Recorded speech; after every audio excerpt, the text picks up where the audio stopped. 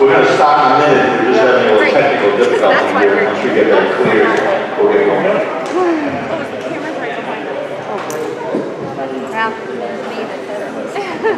We didn't have a microphone on. Might have.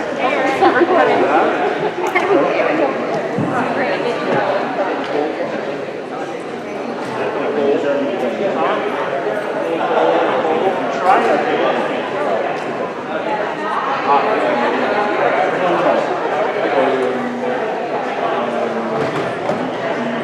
Eric, she okay? Huh? Did you show her those pictures? Oh yeah, I did. Do you have more to send? Yeah. Did you send them to your dad? Yeah. Okay, tell him to show her. She wanted to stare at Oh, the she. car ride Okay, home. we'll FaceTime her later. Huh? We'll FaceTime her later. Okay.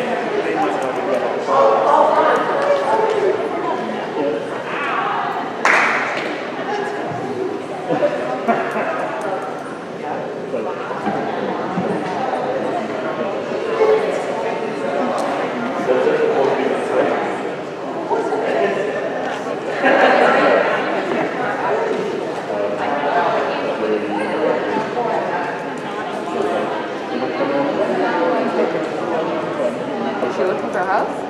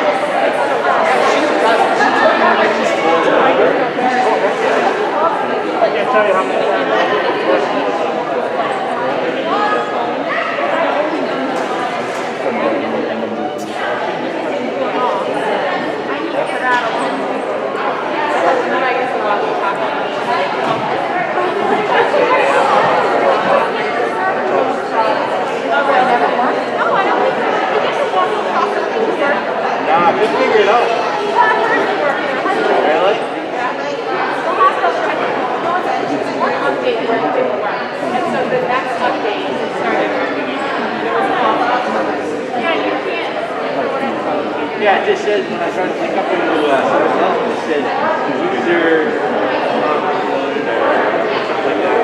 My husband, like, I don't know how electronics work at all. And he's the one who says that I get all of these things and then he sets them up for me. And I could never explain it to anyone. I remember when BlackBerry were, I got a BlackBerry and I was so I didn't know.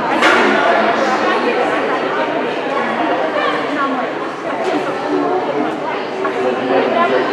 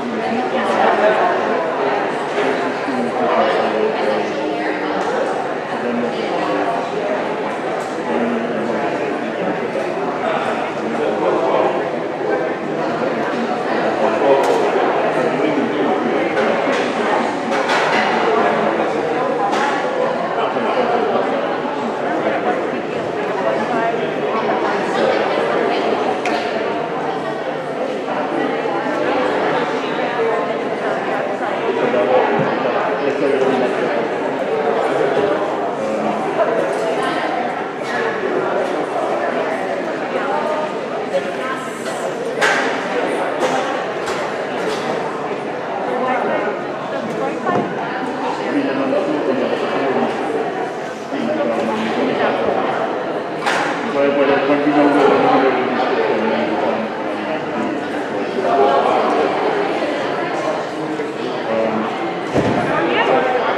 thought it was young.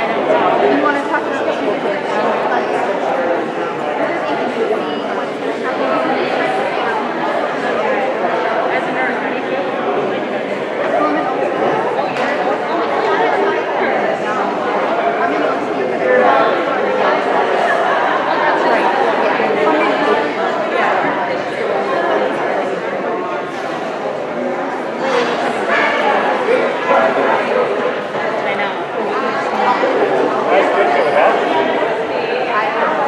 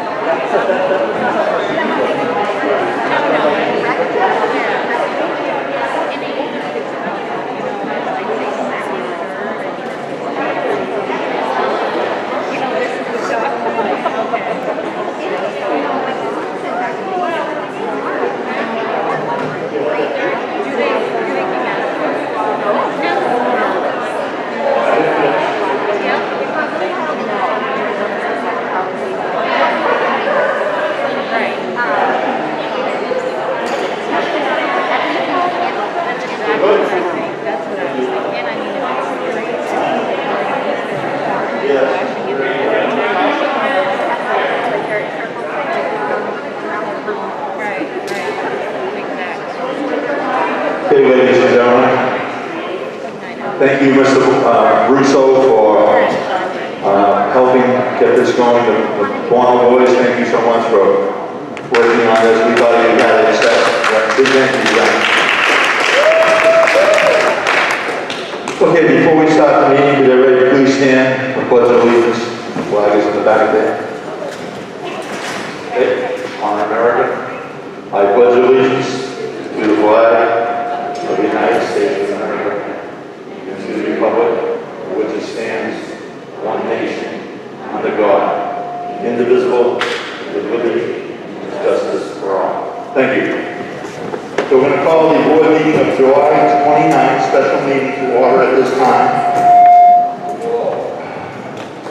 Trying to kill us with the mic. Going to introduce our board members, Vice Chair Debbie Henderson, Board Member Missy Lowe, Board Member Kerry McMahon, haven't seen in a while, and Board Member Erica Helm at the computer. Here's how this is going to go tonight. We have just got our rough draft done. Our draft plan is actually done by Mr. Gary and Ms. Helm. They put it all together with their committee. 11 o'clock last night.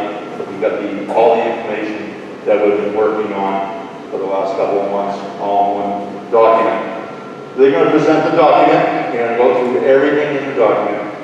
Then we're going to open up the floor up to anybody here that would like to ask a question. We want your input. We want your input on this. We may not vote tonight.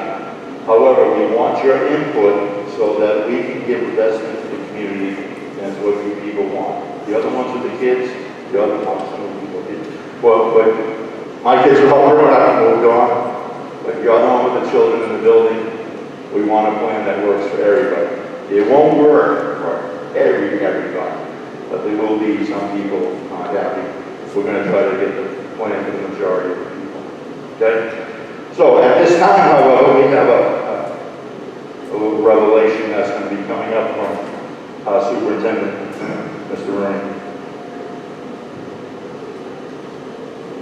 I'd like to nominate Catherine Gary as the interim interim principal for the Strafford School, the salary of $88,227.68 out of the local operating budget.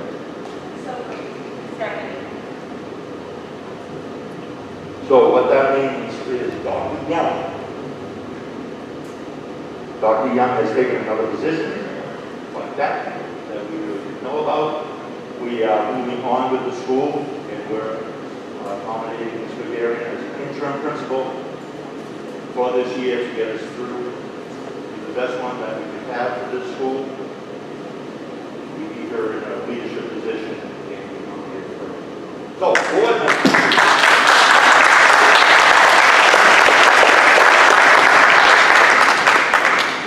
All in favor for the board members? Ms. McCann? Yes. I'm showing his name today, I'm sorry.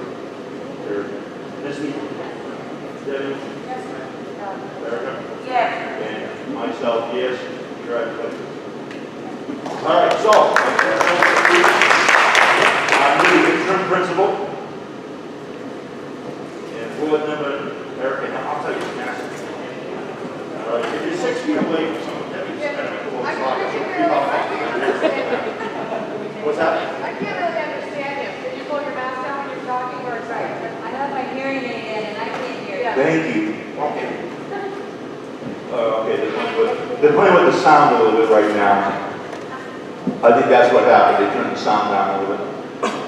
I gotta tell you, I hate the mask too. If you're 6 feet away from someone, Mr. Rooney, is that okay, 6 feet away? You're fine, and actually, you're fine. I can slide this way, because Debbie always creeps up on me.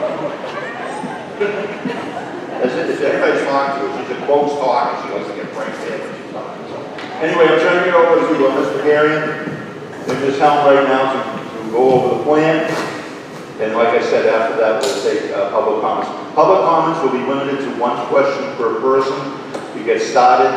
You can come back and say a second question after everybody has their first time through. Okay. So, Ms. Helm, Mr. Garion, it's all yours.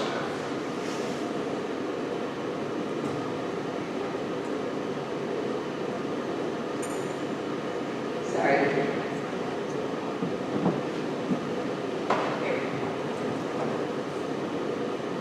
All right, so one thing that we have learned through this whole process, that this kind of planning is like the book if you give a mouse a cookie, and every domino leads to something else. So it's a very complicated process. It is not, from the outside, it may seem very easy to just say, send kids back, give them masks, you're going to be good. Or social distance, or one thing that will solve all the problems. And that's just not so. So a lot of work has gone into this. We started at the SAU level. Can folks see that? No. Right. No. I can't worry about that for a second, but maybe some lights off. Would that help? So we started with a team at the SAU level that included administration from all three, from Northwood, Nottingham, and Strafford, to do some bird's eye view of stuff that would be global, concerns that would be true for any school. Whether it's transportation, facilities, there are some things that are just, every school in New Hampshire is coming to the same conclusion. And then we brought it down to a building level and met some more with the local team. And I would like to name everybody who's on the team, and I forgot my list at home, so I apologize to folks, because people have put in time. Mrs. Dolan has, Mrs. Duffy has, Mr. Hazelton has, Mr. Gale has, Kathy Cunningham has, Kathy McGarian has. I know I'm missing other people, and I apologize. Dr. Young, when he was around, before he resigned, was putting in time. So it's a multidisciplinary team in that respect. We were represented, and I was the board rep. And so we have both big issues and building issues. And this is the starting point for the discussion, as Mr. Patrick said. As you can see, that we were really focused on the safety of students and staff was the first priority. Those were the first questions we were asking. Acknowledging that as soon as we can get kids back into the building, that's ideal. That is certainly the goal. So anything that comes out of this that does not have all of the Strafford School kids back in the building is based on the safety of the staff and students, if we go with the phased-in plan. And considering responsibilities and workload. Knowing that if we will be offering, like every other school, I'm assuming that the board is going to propose that students who want to stay home can stay home and participate remotely. However, that becomes, how do you divide up the duties? Because you can't necessarily expect a second grader who is staying home and participating remotely to sit in front of a computer all day and just watch. That's not going to be effective. That's not effective instruction. That's not good for the kids. So again, just the multi-layers that go into things. So we're going to go over 3 possibilities on-site, which would be everybody here. This slide says hybrid because I missed this slide when I was editing. I think in the future we'll call it blended. We're using those terms interchangeably, so if you see in future slides blended, that's the same thing. So that would be perhaps some days here, or part of the day here, part of the day remote work is what we mean by hybrid or blended. And then fully remote. Acknowledging there may be a time where we don't have a choice. That there may be, like there was in March, a time that we get a directive around to close it down. And that any plan that brings kids back to the building is not going to look like September of 2019. So when folks talk about schools are fully reopening, that doesn't, any place that's fully reopening right now does not look like it looked this time last year. From the planning, from what kids will be going through. So those are not interchangeable, and I just want to clarify that because I hear that a lot. People talking about schools reopening as though nothing happened, and that's just not accurate. I have not heard of any school, even if they're bringing all of their kids back, that isn't practicing social distancing, that doesn't have the masks and other protocols in place. So we're not talking about 2019 school anymore. All right. And realistically, we can anticipate that this is likely another disrupted year, and that would be beyond our control. So we're also trying to simultaneously plan how can we be nimble? How can we put ourselves in the best position so that if we have to go back to fully remote, or if we have to go to a blended model and reduce the number of students in the school, we are best positioned to do that smoothly. And some of that is front-loading some of that work. So communication is important with that. The flexibility of the staff, of the community, of parents. We're going to have to be flexible, and because some things, as Co-Brown pointed out, if any of you have Co-Brown parents, and their letter came out earlier this week, the end of last week, about their reopening, and one of the first sentences was, we're saying this now, and as we learned back in March, we can say something on Friday and have to say the complete opposite on Sunday, which is exactly what Co-Brown did. Kids left school, Co-Brown, on Friday the 13th, being told you will definitely be here on Monday. And then we got the call on Sunday night, nope, you're not. And that all of this will take training and professional development, not only for the staff and the teachers, there's going to be training for the kiddos. We're going to be using new platforms. This is going to be a different environment, a different way for them to learn. So there's training supports around that. And families are going to need support. Families are going to need training. And whether that's accessing electronic stuff, or how do you talk to your kids about what's going on, that there's going to be a higher level of support and training needed, and professional development. Flexible, focused on working together. It's not going to be easy. In the end, it'll be worth it. And will position us better for the future, perhaps. For some kids, being blended might be the right model, and we might find out in the future that we want to always offer that option. So, keeping our eyes on the prize around that. Okay. So we're going to go over these areas of focus: health and wellness, transportation, learning environment, facilities, academics, instructional models, communication, and professional development. These are snapshots of all of these areas. There are pages of details that go into things. But we're sort of doing an overview here. So, starting with health, because that impacts safety. So, staff and students will be screened. Again, these slides are very global because there are things that need to be board discussions. Some schools are saying the screening needs to happen at home. For example, Co-Brown has said it is incumbent upon the parents, and you have to sign off, that you will take their temperature before they leave, you will keep them home if they're hitting any of the criteria on a pretty standard. I'm guessing everybody in this room is familiar with the standard questions that are posted on every store I've been in recently, every business. If you are experiencing any of these things, if you can answer yes to any of these questions, please don't enter. So similar questions for the school. As I said, Co-Brown is putting that upon the parents.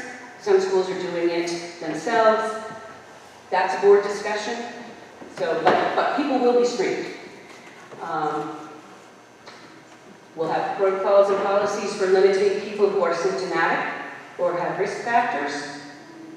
We're proposing that students and staff wear masks at all times when the 6-foot distance social distancing can't be maintained. And as we have in a future slide, and you are outside of a mask break space. Masks must cover the mouth, nose, and be made of solid weaved fabric. Going over a lot of hand hygiene. We're going to teach it, we're going to practice it, we're going to model it. Staff is going to be expected to do all of these things as well and do all of this modeling. If we're going to hold our kids to a high standard, we need to hold our staff to a high standard. Students who are sick will be kept separate. We'll work on a plan for that. As you know, there's not a ton of extra space here. We have big spaces like the gym. This is not necessarily a good isolation space if somebody is symptomatic. So there is some room configuration, and this is back to that whole domino effect. If you move this room, you move that room. Now maybe you've moved little kids away from an accessible bathroom to them. So how does that affect things? So it's that whole domino effect.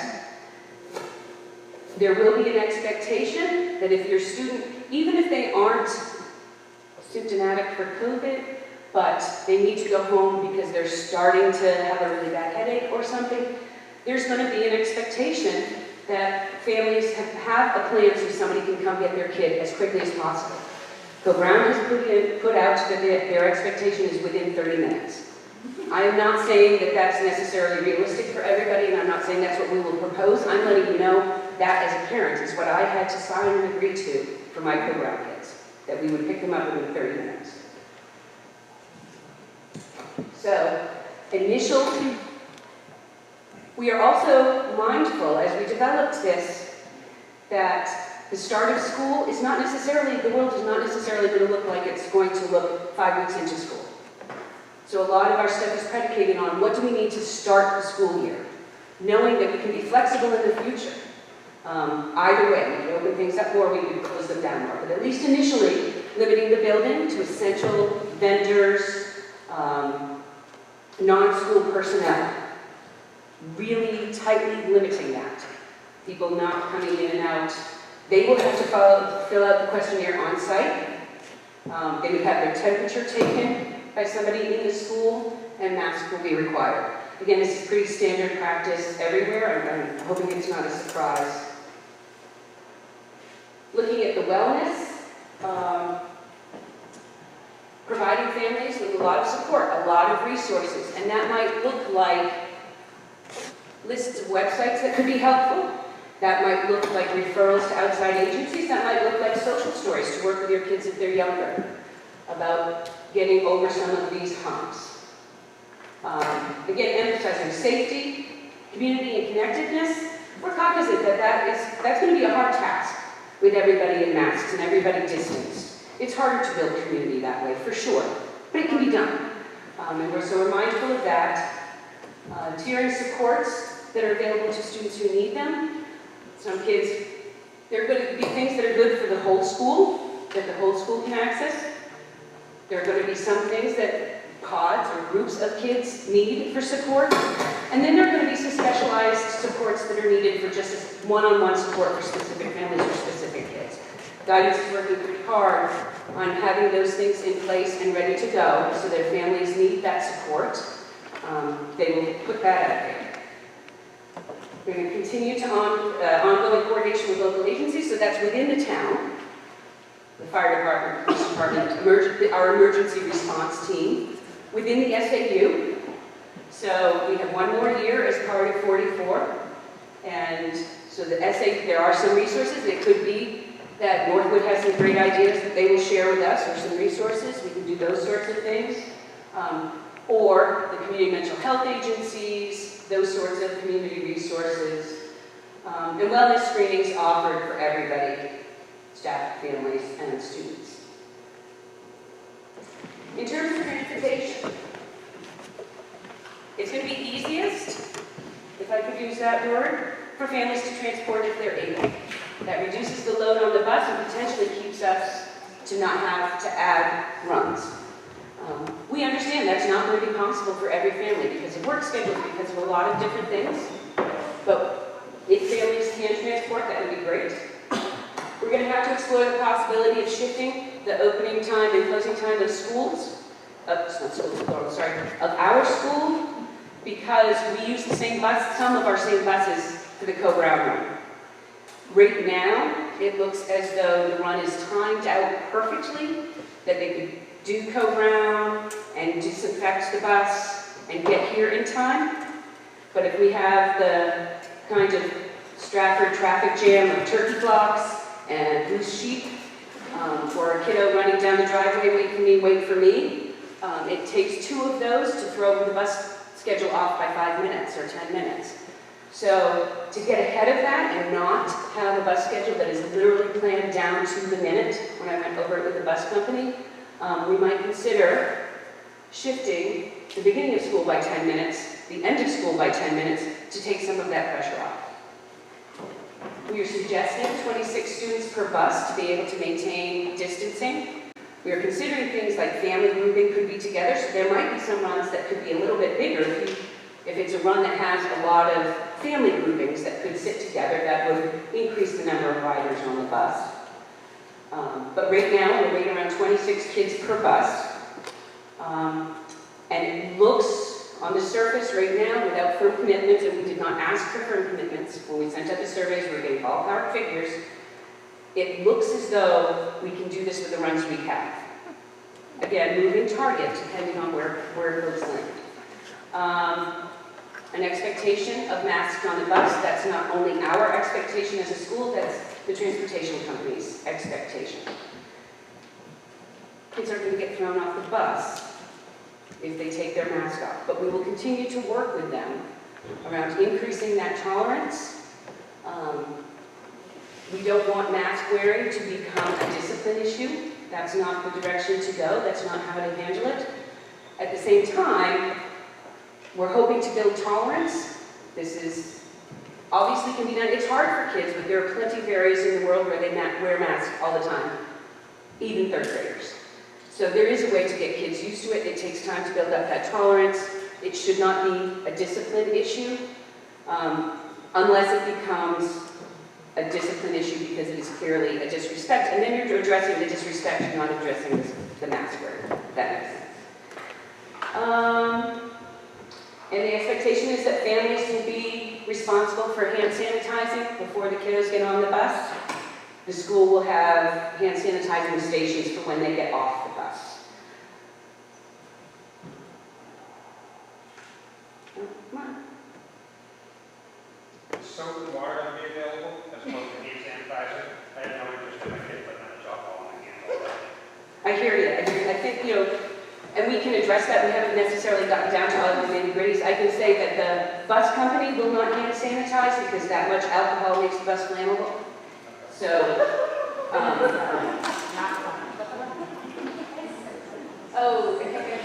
go back? I'm sorry.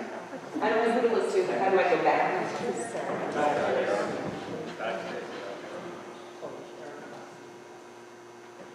Do all the classrooms have sinks? No,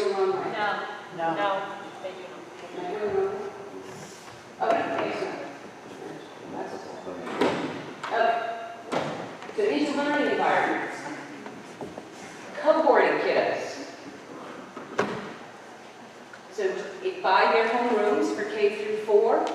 would be your cohort, would be your group, is what we mean by cohort. So you would stick together with those kiddos and travel with those pods. For most kids, that's not going to be a change. For the little kids, I mean, they do most of that stuff anyway. And then grade levels 5 through 8. Starting the year with breakfast and lunch in the classrooms. Again, I say starting the year. We don't know what it's going to look like. We do anticipate that there's a huge learning curve here for kiddos, right? So to add too much for them to absorb at once isn't fair to them. So to start the year in the classroom, if teachers want to take their kiddos out and have a picnic on the soccer field or whatever, we're not limiting that. But to begin the year, and it's one of the first targeted areas to expand into, would be getting some groups back into the cafeteria. But there's only so much that can be addressed all at once. I've spoken with Mr. Gale. The idea for breakfast is shelf-stable breakfasts that could be in the classroom for kiddos who need it. And then lunches delivered. And again, this is our short-term getting things opened hope. And then recesses scheduled by cohorts. Social distancing, 3 to 6 feet, whenever possible. We want to err on the 6-foot side when you're traveling. That's going to be an expectation. By traveling, I mean walking through the hallways and things like that. Classroom by classroom, we're going to divide up spaces so that the kids are socially distanced at their desks. With the expectation that masks are worn when 6-foot distance can't be maintained outside of your mask break space. So we acknowledge it's important for the staff and the kiddos to have mask breaks. I see folks squirming already in here, and it's a warm room. So there are going to be times kiddos need to take off their masks. Outside, when they're not close together, when they're socially distancing, masks will be needed.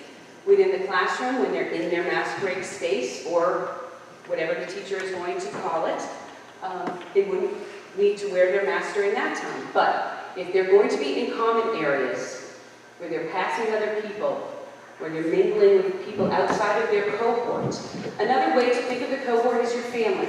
So that we've gotten used to who are the members of your family, and you are so quarantining with your family and staying with your family unit.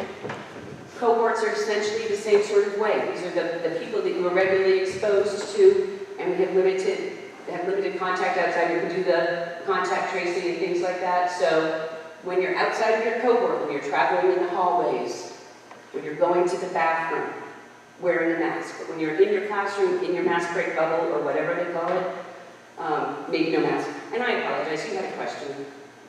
I have a lot of questions. Okay, well there'll be time for a lot of questions. I thought you had understand where something. you're going, but none of this is answering our question. So you hit on one, that the kids will be allowed to take their masks off if they're situated 6 feet apart in a classroom. I agree with that. Having kids maintain a mask for 6 or 7 hours a day is not realistic. They get recess for 15 minutes at Strafford, at least the upper break. That's not enough. Has anyone looked into possibly renting tents to put out? I agree with the tent. So I apologize.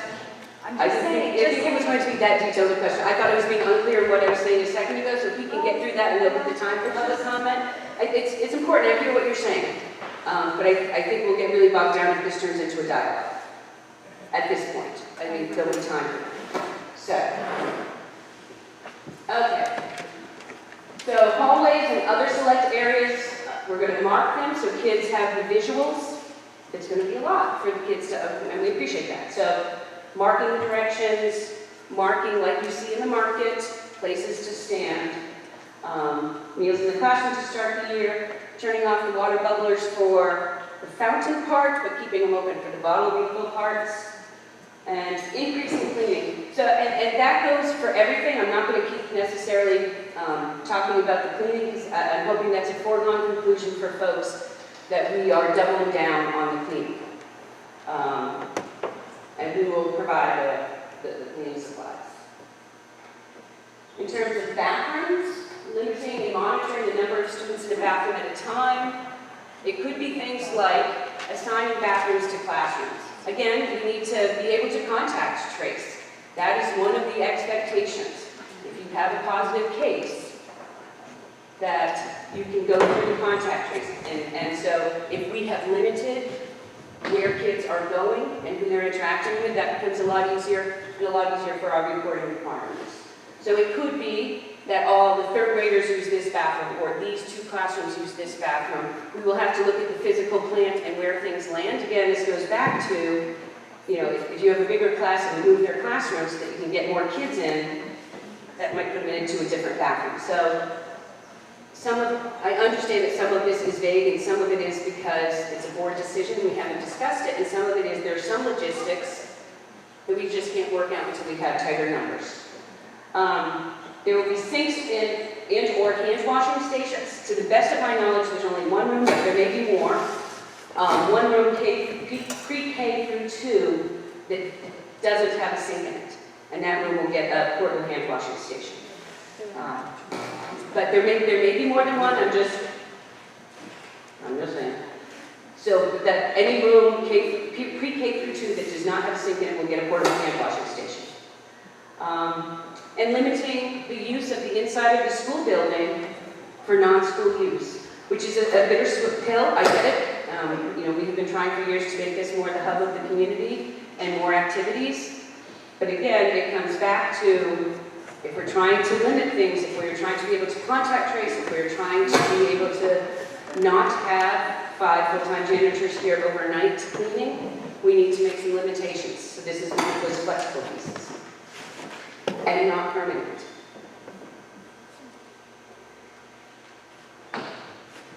So, in terms of academics, beginning the year with grade level expectations, a lot of times teachers spend the first period of time, and correct me if I'm saying this wrong, the first section of time recouping from summer slide. Well, we've had more than a summer slide here. And it's impossible to know at this point where kiddos are at. So rather than spinning our wheels and spending a lot of time at the opening of school, going back over what you might have lost over summer, starting with the grade level expectations, and as you're going along, figuring out the gaps. Some of them come from benchmarking and the assessments at the beginning of the year so that we know where things are at, but not having access to the kids before that. Is the academic team, the academic committee, that starting with grade level expectations is going to be the easiest way to go with that. And we're going to spend the beginning of the year focusing on connections. These kiddos have been away from each other, away from their friends, away from their adults, and their trusted people for quite a while. So while we always want to foster connections, that's always a focus here. Doubling down on that. And making sure that they've made a solid connection with, especially their new teacher, who they didn't get to step up to. And for older kids, that might not be as much because they get familiar with the faces.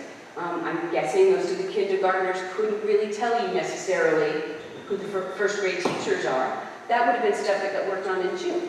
So doubling down on making those connections in anticipation, especially of the possibility that we will have to go remote again at least part of the time. Not what we would want to do, but that may be out of our control.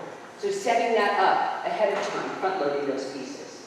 Assessing the students early in the year, finding those gaps, where do we need to fill them in? Some kids are going to have pretty big gaps, we're aware of that. And we're also aware that there's going to be some kids that have very little gaps because they were able to access things throughout the spring and stay on top of things. Every kiddo is going to be different. So getting those assessments in. The piece that isn't up here is there's also a special education demand around that. There's regulations about having meetings within the first 30 days to identify some of that. So that's also going to take time and resources. So that's part of our planning. And part of the things that we have to consider is that's a lot of meetings, a lot of the benchmarking takes time. And if the classroom teacher has to benchmark everybody, who's teaching during that time? So these are pieces that we have to figure out, but it needs to be done. We need to do the benchmarking, we need to have the meetings. We're going to front load some training for the kiddos, as I say, on the new digital platforms, on what the classroom will be using for any remote pieces that we may need. Because it's, for some kiddos, some of the platforms are going to be new. So they need that training. So if we have the kids on site, focusing on that right off, again, so that if we have to spread out to a different model, they will be more prepared. And heavy emphasis on supporting the social emotional learning. So, on-site, blended, remote, there's going to be a lot of factors with which way to go. We need to know about student participation. We need to know about staffing, local health conditions and regulations, any state orders that come down, and our capacity to consistently meet any new or increased safety requirements. So all of these are factors that go into our decisions. So, we talked about, somehow this slide isn't right, sorry. But one model, okay, the blended model could be a combination of, this was just an example, so I must have cut and pasted this wrong and I apologize. For example, one blended model may be all kids on site, and I'm just going to use random days, Monday through Thursday, with Friday a day set aside for meetings, for teachers supporting kids who have elected to stay remote. There are some bargaining unit implications if kiddos are in the classroom. How do we staff that? So that could free up time for around that. That could free up time for planning. So that is one blended model that could happen. Another one that is common out there is breaking kiddos out. And there's another slide in the future about that. Breaking kiddos out of either by alphabet or by grade, and having certain populations in the building at a time. Some schools are doing half-day models, some schools are doing alternating day models. That's one model that we are calling blended. Parents are going to be able to choose to keep their kiddos home. We have to find a way to service those kiddos and we're asking that families would commit to a trimester at a time, with the exception of if a student has been asked to quarantine for any reason. That wouldn't count as an election to go remote. But if you say at the beginning of the year we're going to be remote, the student we're asking for that commitment for that trimester. And if they want to, if things look different in the future and you want to come back, wonderful. What is the I board? know there's several people that are eager to ask questions now. Yeah. We're going to hold until the end. This is very detailed. We may be hitting on something that you might be thinking about asking now. So let's just wait to the end. There's a few more pages left, and then we'll open up the questions. I understand that, but what is the board proposing for Strafford? What's your hybrid? What are you proposing? It's coming. We haven't discussed it yet. This is information we're taking today. We're going to discuss it. So you don't have a plan? Well, This is the workshop to discuss This is the plan? So here is, again, a couple of configurations. The first three are configurations for a blended model. The whole thing is different configurations of a blended model.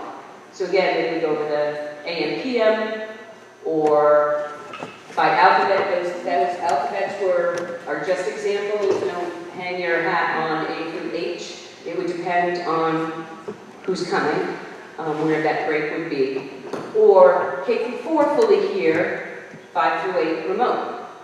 Some districts are going that way, so that's something the board can discuss if we're going with a blended model. And then the last one is called the 4x1 model, and that's the one of either all kids here 4 days or alternating groups of kids, smaller groups of kids. So you're supporting in-person and remote.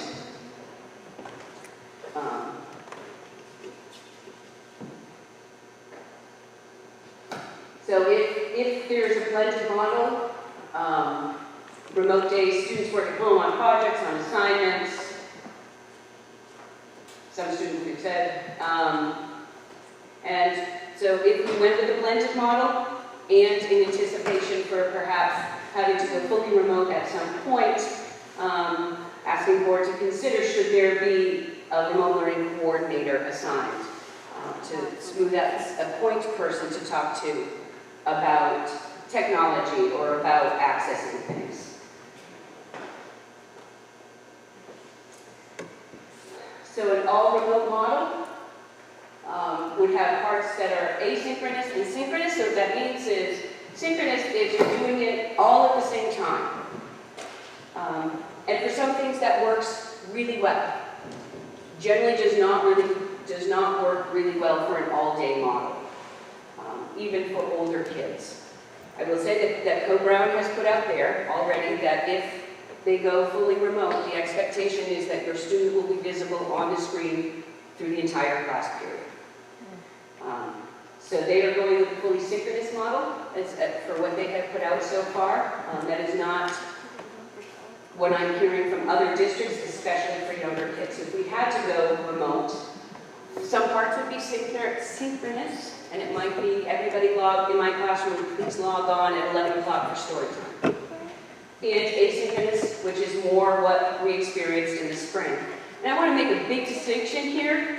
Last spring was emergency instruction. It was not remote learning. It was not homeschooling.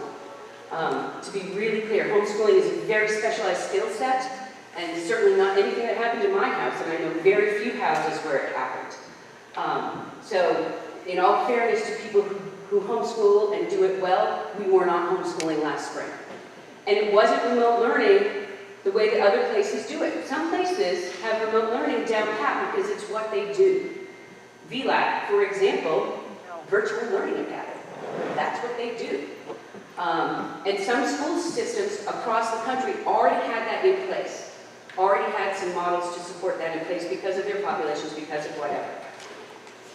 That's not what we were doing in New Hampshire. We were doing emergency stuff, which is what we're hoping to avoid going forward. So it would look very different. So please don't base your concerns about anything that would be remote solely on what happened in the spring, because everybody was behind the 8 ball in the spring. And we're hoping to get ahead of it. So, synchronous, asynchronous, and like we got to at the end of the school year, again, sort of back to a different kind of the 4-in-1 model, one day being a flex day, allowing the teachers to have one-on-one time or small group time with students. Attend the meetings. Other processes have not stopped. For example, absolutely nothing on the federal level changed in special ed timelines. So those meetings were all happening remotely. So there are ongoing obligations that schools have to meet that did not change just because people were not in the building. And certainly, people were still working. There was not a teacher, I think, in the country who didn't work just as hard, if not harder, during the remote period as they did when they're here in the building. So it certainly wasn't time off.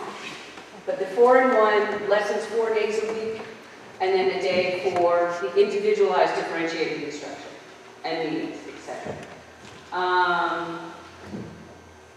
And that covers that stuff.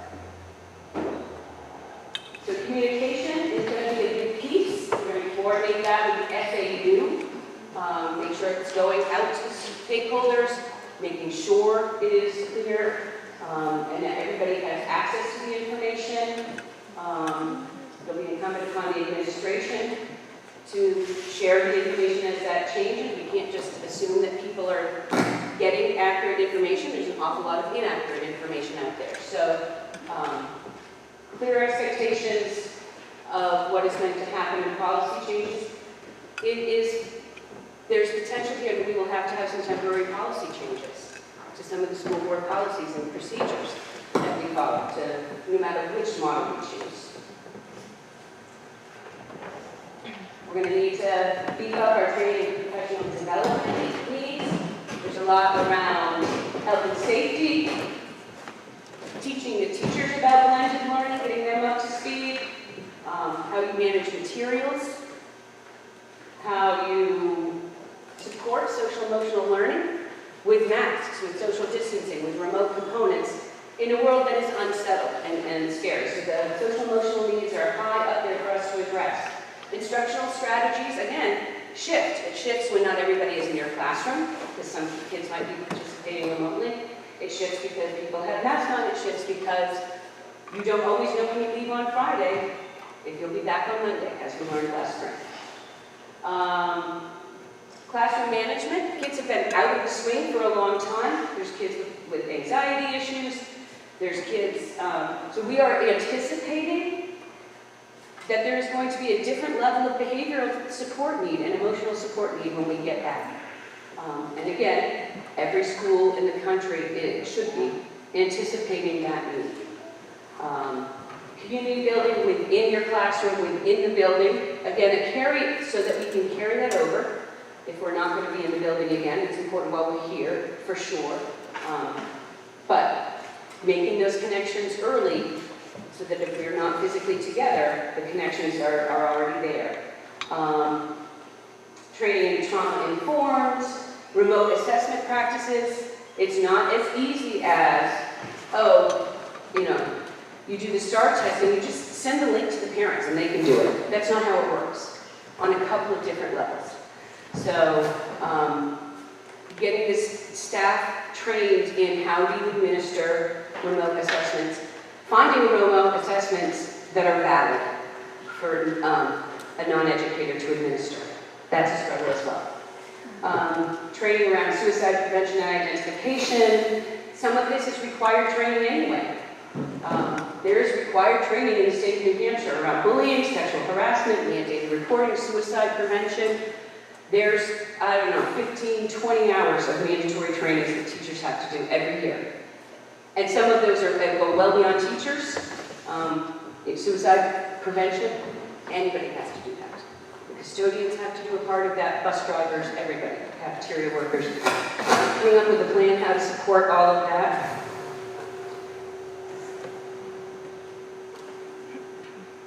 I keep hitting it, it's going to advance too many times.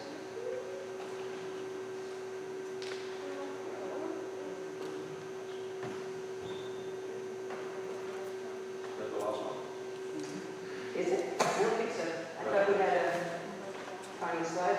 No? So is that the last one? Okay. Okay, first of all, thank you everyone. Thank you everyone for coming out on such a hot night in the city of Riverside.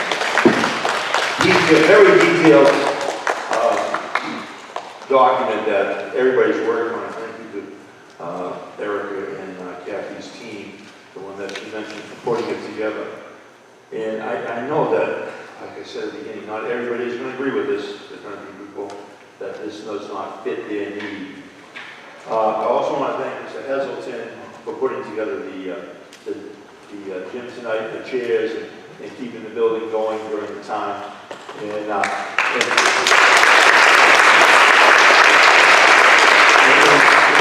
possibly getting it ready for kids coming back. I mean, his team has been working very hard to do a lot of work for that. So we counted, we have about 10% of our school children population here in parents right now. That's my guess.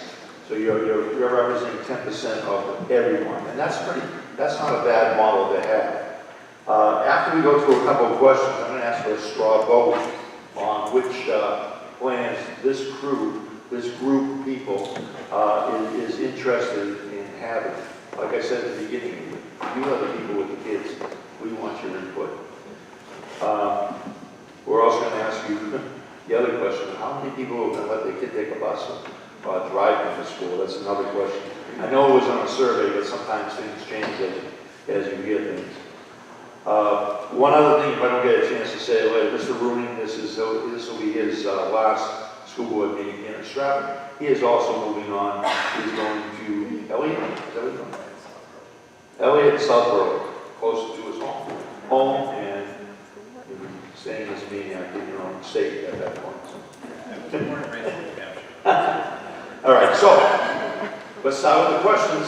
People, stand up, come up to the mic, state your name, address. And if you're out of town, if you're an out-of-town staff person, you're allowed to speak tonight. So we'll just go right ahead. We're going to keep tabs of all the questions, and I know this will be many. One per person until we get through everybody that wants to ask. Okay, thank you. Hi, Jenny Dactyl. I have 2 children in school in 5th grade and 7th grade this year. First of all, I want to say I think you brought a valid point up at the beginning of your presentation. This is our opportunity to improve our school, I think. We've had some struggles the last couple of years, and I do think we have a big opportunity here. And I think Strafford can do this well, but I think we're really smart. My question entails, we're down a principal, we're down a superintendent, we're out of the SAU in January. We have a lot of holes in our staffing. And that's not by accident. That's not something that just happened because of COVID. That's been happening for a couple of years. Okay? My question, I'm coming from a quality and risk director position in my history. Are we ready for this, guys? Because I don't feel that we have the staff. And my question to you is this. Have you compiled the supplies that you need to keep our kids safe? Do you have the gloves? Do you have the masks? Do you have the cleaning staff? Do you have the teaching staff to do this? I really think that's what we need to consider tonight. We can have all the plans we want, but if we can't staff that plan, we're going to fail and our kids will pay. So that's my question to you. Thank you. We have kept up with staffing, filling vacant positions at our meetings, so we do have people that came on board for the open position. So that's one part I'd like to say to you right now. Mr. Heselton? Yeah. Putting you right on the spot. That's good. Do we have the cleaning supplies? Are they on order? What's happening with that? We have the cleaning supplies we need now, and we have lots on order. So we'll definitely be all set with cleaning supplies. So we'll be all set with cleaning supplies?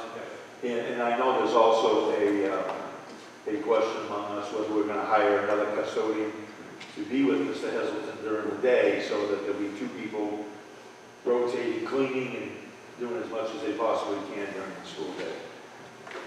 Not every question is going to have a dialogue like this, but it's some answers that we happen to know at this point. Yeah, go ahead. There's also a plan to change all the air filters before students return in the, not the air conditioning, whatever, air exchange system, whatever we call it. But that is already planned. That's right, Mr. Yes.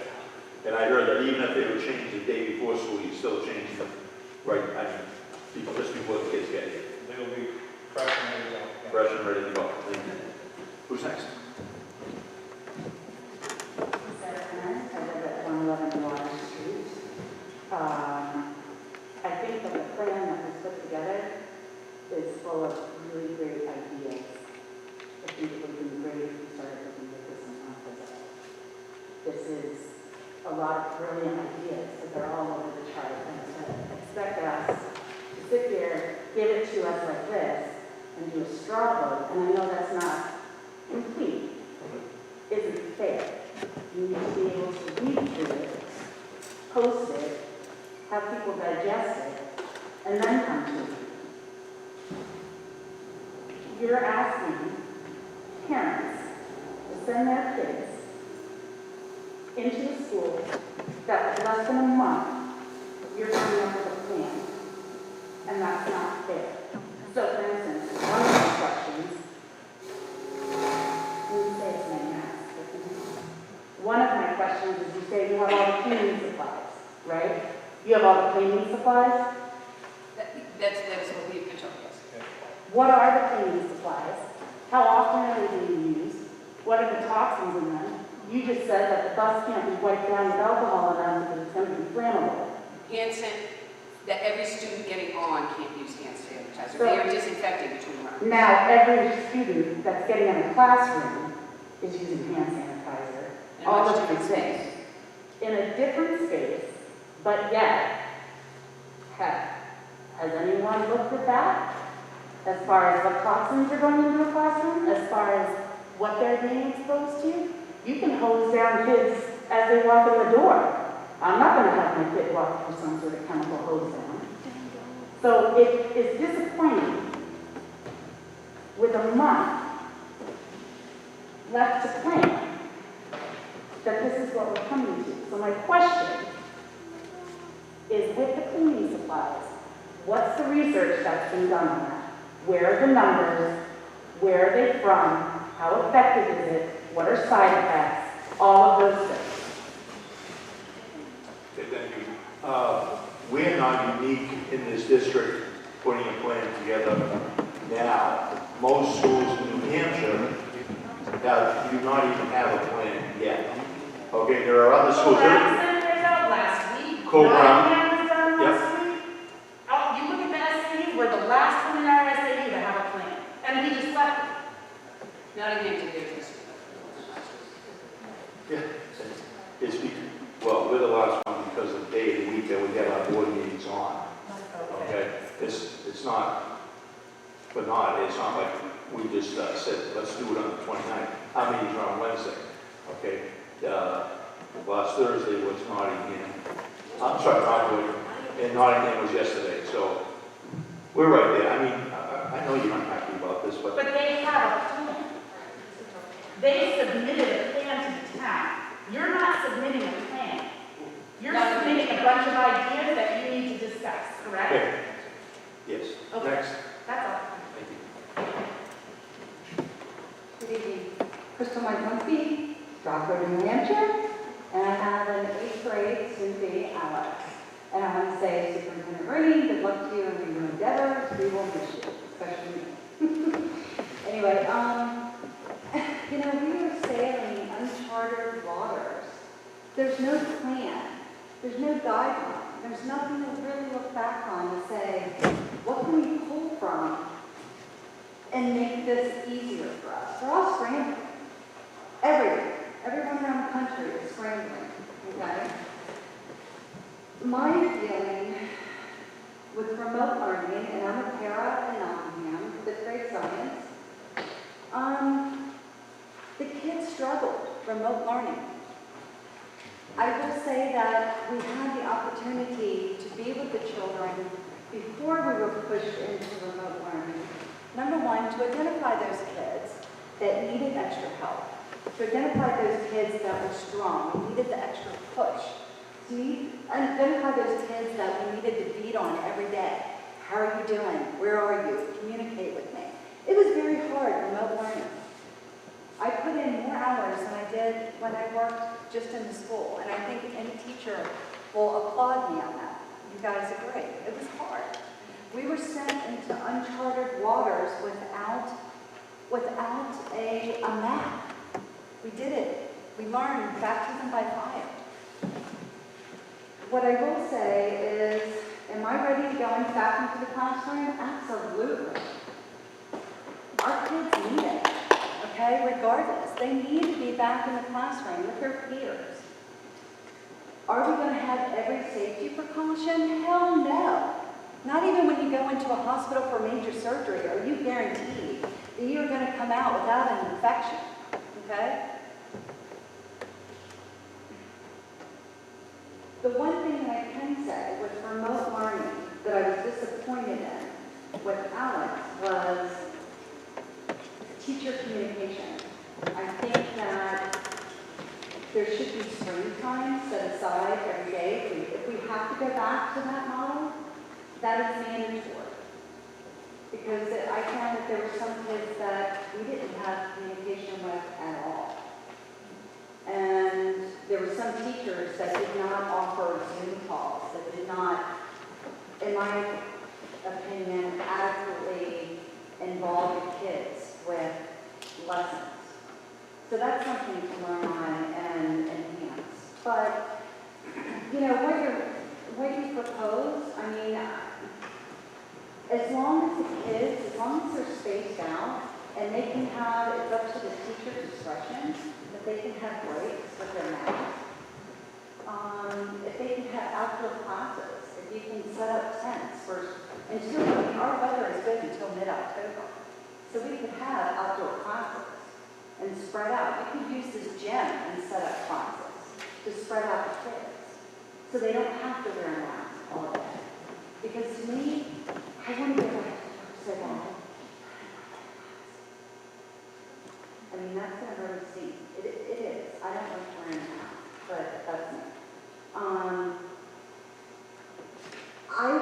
think that, I don't know how Strafford is set up and how many homerooms they have, if they have 3 for each grade or 4 for each grade. But maybe a model of going back to school 4 days a week is not the best. Maybe you break it into blocks, where A block, B block, C block, and they go and they rotate. I don't know what the answer is. I don't think any of us know. We are sailing uncharted, waters. And as far as our numbers in New Hampshire, I'm pretty, I feel good with sending my son back to school. I'm okay with that.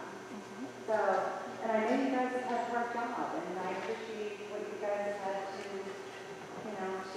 face and come up with solutions, but there is no number one solution, it's compromise. And that's all I have.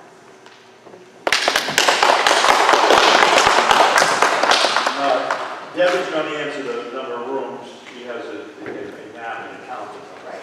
We actually have 32 classrooms if we count all of our, in our music room, which have our band room is actually 1,200 square feet. We have 3 classrooms in this building that are 1,200 square feet, which help us with social distancing for larger classes. But we do have 32 classrooms we can use. However, we have 25 rooms. Okay, go ahead. My name is Sarah. Last year I was in kindergarten. When I was in school, I learned from playing, writing, and doing my schoolwork with my teacher, Mrs. Bates. After the coronavirus, I missed my teacher and friends, and after I was at home, I felt a little bit lonely because I didn't get to learn by playing with my friends. When I'm at home, Mrs. Tominac helps me read. Please let me go back to school every day except the weekends. I will do math every day, learn math to other people that are getting the coronavirus so they don't get it. I don't want to get the coronavirus so I don't spread it to my grandparents. Thank you.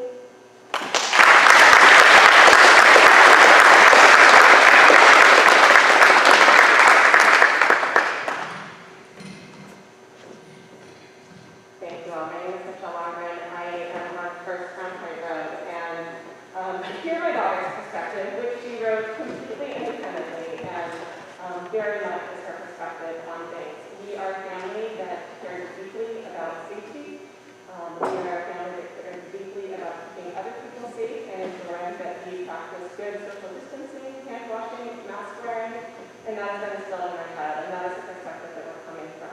I applaud the support for the proposals and the ideas that have been set forward that emphasizes the safety component. And I encourage the board and I ask the board if there has been any consideration to flexible models that do allow our students to go back to school full time. I'm particularly concerned, as you can see, I have a daughter who's entering first grade. Her teacher did a phenomenal job with remote learning. I am a full-time working parent. I had the pleasure of working from home the entire time, and our work really consisted of me saying, Sarah, go do your work. She was not getting educated from me. Her teacher was doing a great job, but couldn't be there for her. As she said, when she's in school, she plays. She goes and sees the reading specialist, and she learns all of these things I can't teach her. And if there is a way to allow at least our younger students who cannot engage effectively in online learning to have that opportunity through flexible strategies such as outdoor learning and find a flexible way to allow that to happen, I strongly encourage the board to look at those avenues, particularly for our younger students, except for, although I'm not immune at all to the struggles that the older kids face. I hope that we can all allow a little bit of grace and flexibility during this time, and know that it's not going to be perfect. There are going to be mistakes. There will be struggles, but if you can start with going back safely and making those adjustments, I really encourage the board to make that the default model to help both our children and the parents who have really been struggling during this time. Thank you.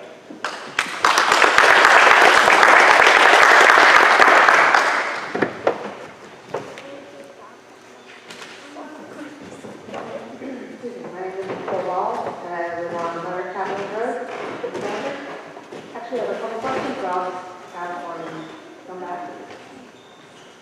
I come from the setting of the central workers that works at the hospital. And so one of my questions is if somebody is positive for COVID in the school or in a particular classroom, what happens? What's your plan for that? Will the entire classroom shut down? Will the school shut down? At the hospital, we're doing the same thing. We're wearing masks at work, we're cleaning things. And if we're exposed to somebody who's positive for COVID, we continue working unless we get symptoms. So, do you have a plan for that? What's going to happen? I don't want to put you on the spot, but our school nurse is here, and I believe there's recent guidance around that, or am I incorrect? Dr. Chan from the New Hampshire Division of Health and Human Services does meetings weekly with the school nurses in the state to give his guidance, and the questions just create more questions.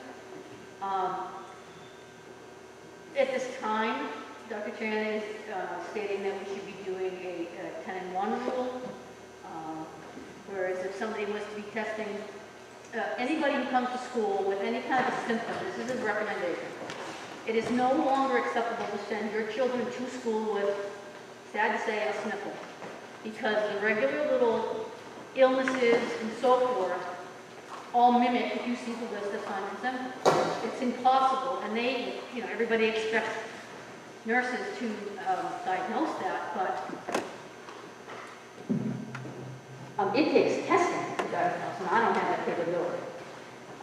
So, if a child presents with a sign or a symptom that is considered, and in my nursing judgment, I cannot determine one way, I can't say yes and I can't say no.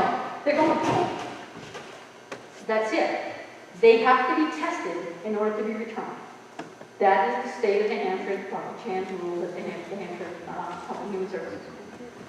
If the family, they have to contact their primary care. If the family refuses to test their child, that's where the 10-in-1 rule comes from.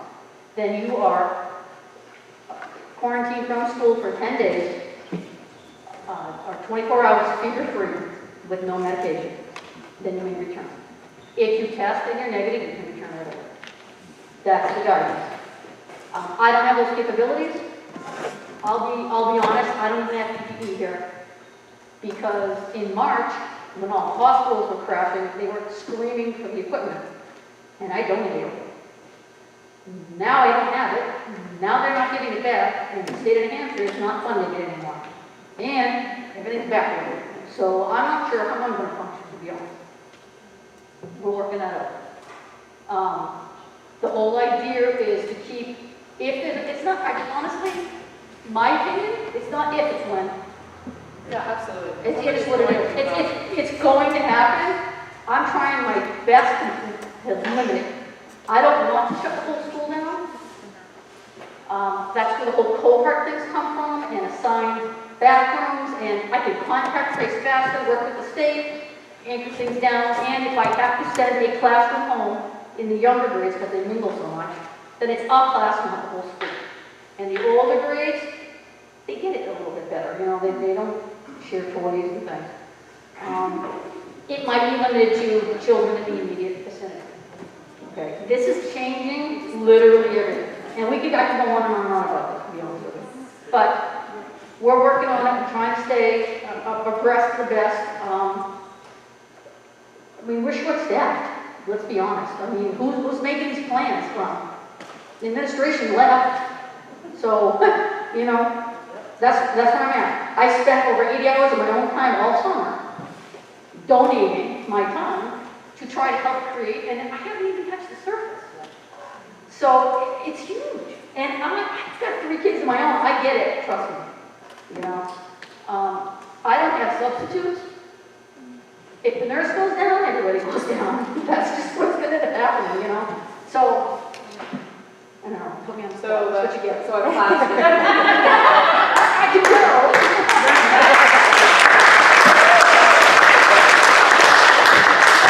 I will honestly say that Captain Gaborian has really stepped up. She really, she shouldn't even be here. She's in her own healing process, so the fact that she's donating throughout her time too is very commendable. But I feel like if and I can say it because I've been here long enough, sorry, if she wasn't doing it, I don't know what we'd be doing right now. Because I'm not a resident of Strafford. I would hope that we would have better plans by now as well. I wish I would have had more equipment. I wish I would have had more guidance. I wish, you know, but it's a small town too. So I'm trying to do damage control and trying to think that if we can keep things contained, when it hits, it won't be so huge. I get both sides. I'm working on the 3. I get it. I gotta be to work. I'm not here. You know. So the plan is to send home basically the classroom of the child that's positive. They would have to. If I get according to the state of Hampshire, Dr. Chen, if I get a positive test, it's going to depend on grade level at this point. On what? Grade level, ages and things. Okay. If there's a positive test in the classroom, this is not in stone because we haven't even had this. It's not part of anything yet. Nothing's in writing. The guidance is, yes, to send the classroom.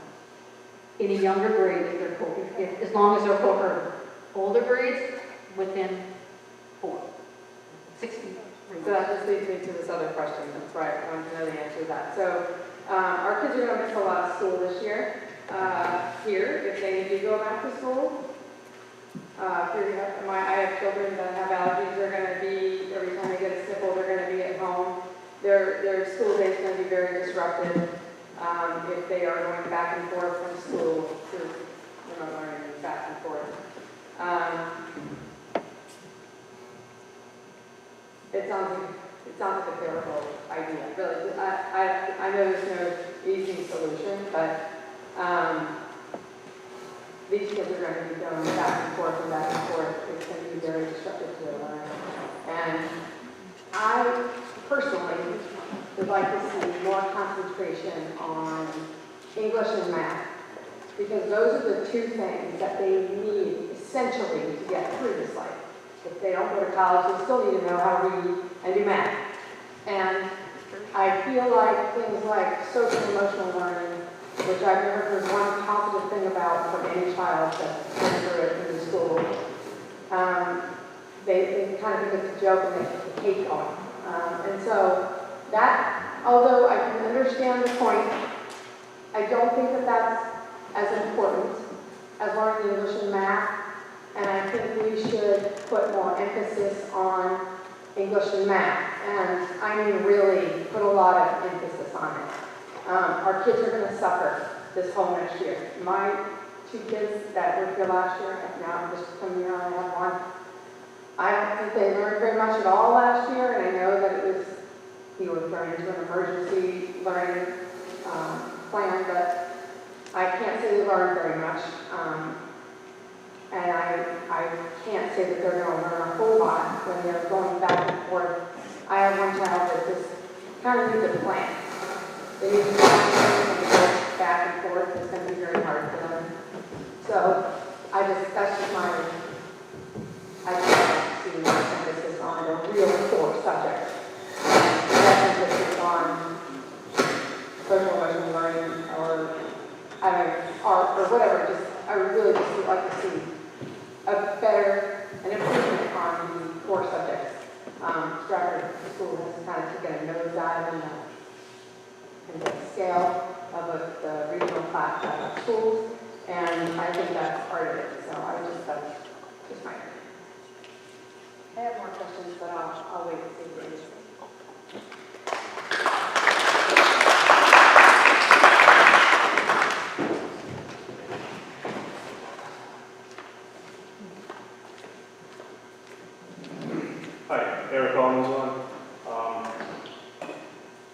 I understand and appreciate everything you guys are going through to try and make this work. I also see that there will be no perfect plan that's going to make everybody happy. I think we need to be able to offer school full-time for the kids and parents who feel comfortable sending their children to school, and any other sort of remote option, blended option for those that don't feel safe, because a hybrid model is just, it's going to throw everybody's world into turmoil. The kids are not going to get into You're not gonna be able to get into a routine. Parents gonna have to make who knows what arrangements for work. I just see that just being more trouble than it's worth. I think being able to stay home and remote learn should alleviate those concerns for the majority of the parents that are worried about that. Do you know what the plan is for what the proposal is for recess and the playground? I mean, will the kids be forced to stay apart? Will they be able to use equipment? I mean, are they going to be playing tag, and if you get within 5 feet, you're the one who's it? I mean, you know, we got to let the kids be kids, you know, at some point. And I don't think anybody's trying to prevent that. I think everything's being done in the effort of how can we let these children be as least little affected as possible. And I thank you guys, because I think that's the most important thing about this. I mean, there's some stuff up there on that list that nobody wants to think about their kids having to go through or anybody having to deal with. So playground situation, I'm wondering how normal that would be. Is it true that gym class will not be offered? That's going to be taking a break? I don't know if I misheard this. I don't know that it's not fair or accurate to say that it wouldn't be offered. It may be offered differently. Okay. All right, so there'll be some other thing to that. And I also have... I'm sorry, and I would say the same thing with being out on the playground.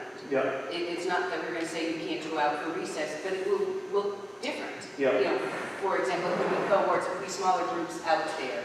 Right. It could be more socially distanced games. Likely would be things like no shared equipment, maybe the permanent equipment, but no shared balls or things like that. So, or only stuff. I don't know. You know, those are some of the details that the board is going to have to talk about and evolve as these things come out. But the intention is for recess to happen. Okay. And then one last thing. I know there was some concern about the hazmat that will be in use in the building. I know there's safety data sheets for all of that, but I know at the front end of this, when everybody was in a panic to get hand sanitizer, there were dozens of instances of methanol being released, and that's obviously toxic. I mean, I think that's the thing that could be, I don't want my child putting methanol on it. I'd rather her not. I'd rather her be able to wash her hands in the sink whenever possible. I understand walking into school, you can't stop for 30 seconds and wash your hands, and I get that, but that is all. Good luck.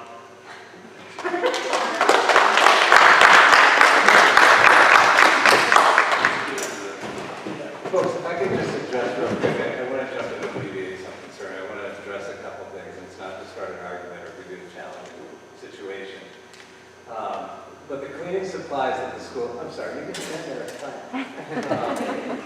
You don't want to. The cleaning supplies that the school has access to mitigate the spread of the virus are done through state contracts. So there's MSDS sheets that have a description of the chemicals and whether they have any harm to them.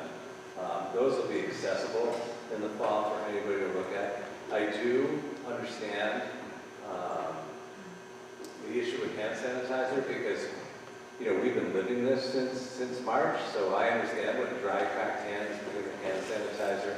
It really is the goal of the school district to, you know, use soap and water as much as possible within the classrooms. And if I could just back the bus up a little bit, no pun intended, because there will be 26 kids on it.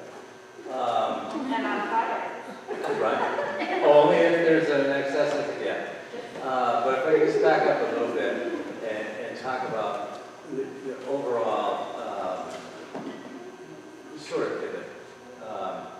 So we started the Superintendent's Advisory Committee back at the beginning of June, as soon as we were able to shut down the school year, to try to consider the overarching, sort of from a design phase, like what are the overarching things we need to work on, to pay attention to across the SAU, right?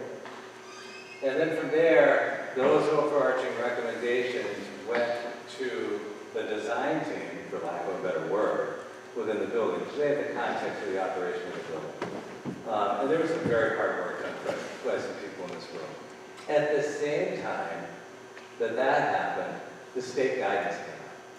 So that was barely, I want to say 2 or 3 weeks ago, right? It was two weeks ago.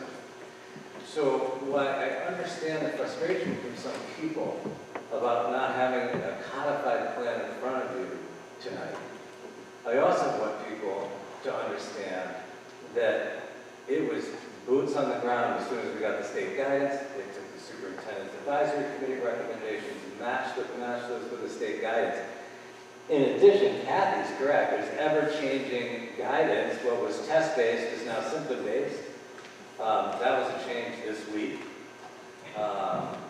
So there's lots of evolving information that these folks are trying to consider, and I just really wanted to take a minute and try to explain that the frustration you feel is also the frustration that they live. And I just want everybody to be very cognizant of that. Thank you. I'd like to piggyback on that with Mike Harrington, our state rep, came in and handed this to me just before the meeting. Our Education Commission is having a meeting tomorrow at 11:30 to discuss new changes in the procedure of opening school. So I mean, it's changing by the minute, the hour sometimes. That's why our plans are so in flux right now. I mean, I just got this from him as an invitation to go to that meeting tomorrow at 11:30. 11:30, a Zoom meeting with the commissioner on new changes and overview of the COVID effect in opening the school. So as Mr. Rooney said, things are changing. We're sorry, you may think we're late to the parade on this, but we're not. We're trying to build it as we're going and hopefully we get it right, and then it could change it. As Cunningham said, it could change the next day when we get back. We don't know. Okay, but we're trying to do our best. Okay, so who's next on the question? Okay. Hi, my name is Jessica Gaffney, and I live over on Jennifer Lane in Strafford. My daughter's in 3rd grade this coming year, and just to give you a little bit of background, I've been working in a hospital since March through it, and my husband is a teacher. So both sides of the coin there. But what else had to happen is my son had to return to daycare in order for my daughter to learn everything, for my husband to work from home, and for me to work at a hospital because he didn't shut down. So I wonder, has there been any guidance to look at some of the daycare centers and how they do things, especially for the younger children? My son has been going since April. There is hand hygiene out the wazoo, cleaning. For a 4-year-old boy who's pretty wild on a slow day, he has done a very nice job adapting and doing what he needs to do. So I don't want to underestimate our younger kids and what they might be capable of kind of adhering and modifying. I know not every child, and there's also a special education teacher, so, and I'm no T. So I've got a fair sense of different needs in these children. I understand it's going to be, there's no way this can't be a blended model in some respects because everyone's needs are going to be different. I am comfortable with a full-time model if it's available, but that my husband may not be because even we can't always agree based on our differences of background. But I just wanted to point out that my son has been going to daycare. I haven't really heard of any outbreaks in daycares. I haven't, I watch the news probably too much and haven't noticed that. That's a nice sign to me that daycares are open and there hasn't been these massive outbreaks stemming from. Are they wearing masks with daycare? No, they aren't.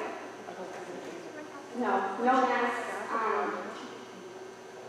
It is St. Leo's in Rochester, and they were one of the supported federally to stay open.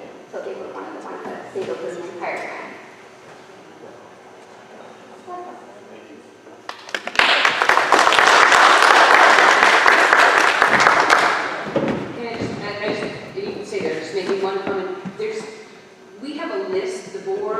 has a list of things that we still have to talk about.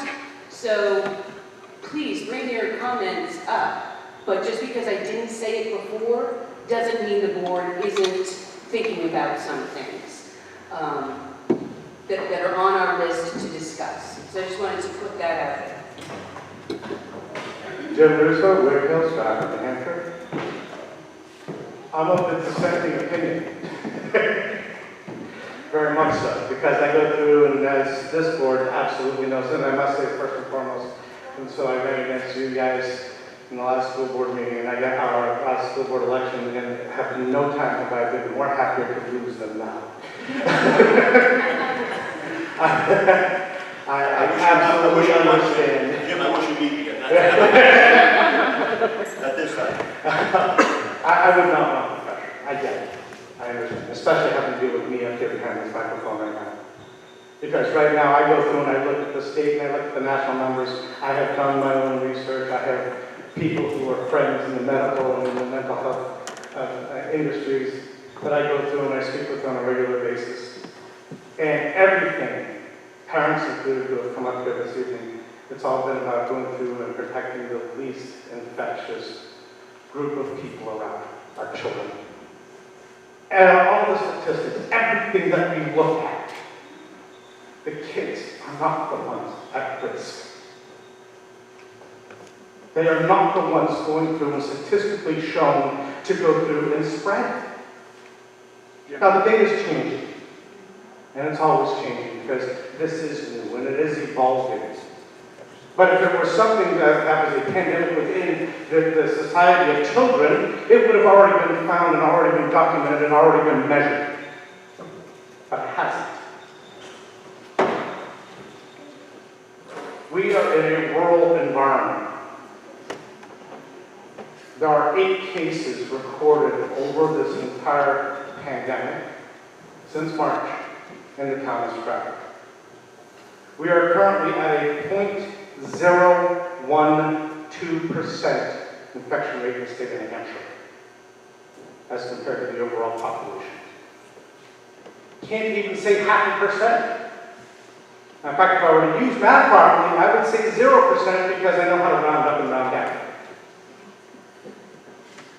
I would challenge this community and I would challenge this board to open normally. There should be precautions for those who want to take those precautions for themselves. Absolutely. There should be additional precautions taken in the facility. Absolutely. But right now, the guidance is symptom-based. And you're saying you're going to check symptoms at the door. Apply. Fantastic. Check the temperature, make sure nobody's got the sniffles. Anybody has a sniffle, send them home. Anybody's not checking out properly, send them home. Absolutely. Up to the parents, myself as a parent, to make sure I am not sending an ill child to school. No question. Absolutely. And if you're going through and you're checking at the door, and we're trusting that we're checking the facility, and that the facility is good, we're checking at the door is good, then our children are good. Let them have their day. Let them be there, be educated by the professionals we are told they are, and that we are paying for, and that they are under contract for. Because that contract has not changed. Under contract, teachers are coming along. Let the kids be kids. Let them get their education. Let them be around. Teach them stuff. Sure. Hey, dude, stop picking your nose and flicking it against your friend.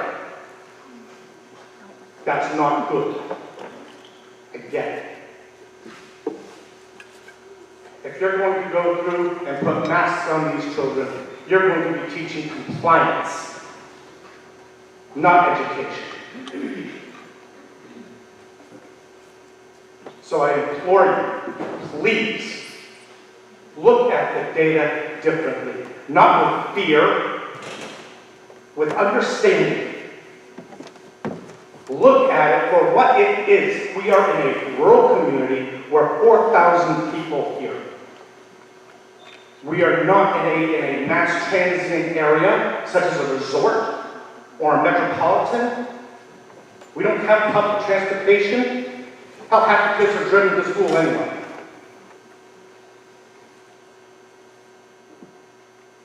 Let the children come to school to learn, to be together, and definitely without the fear of adults. Thank you.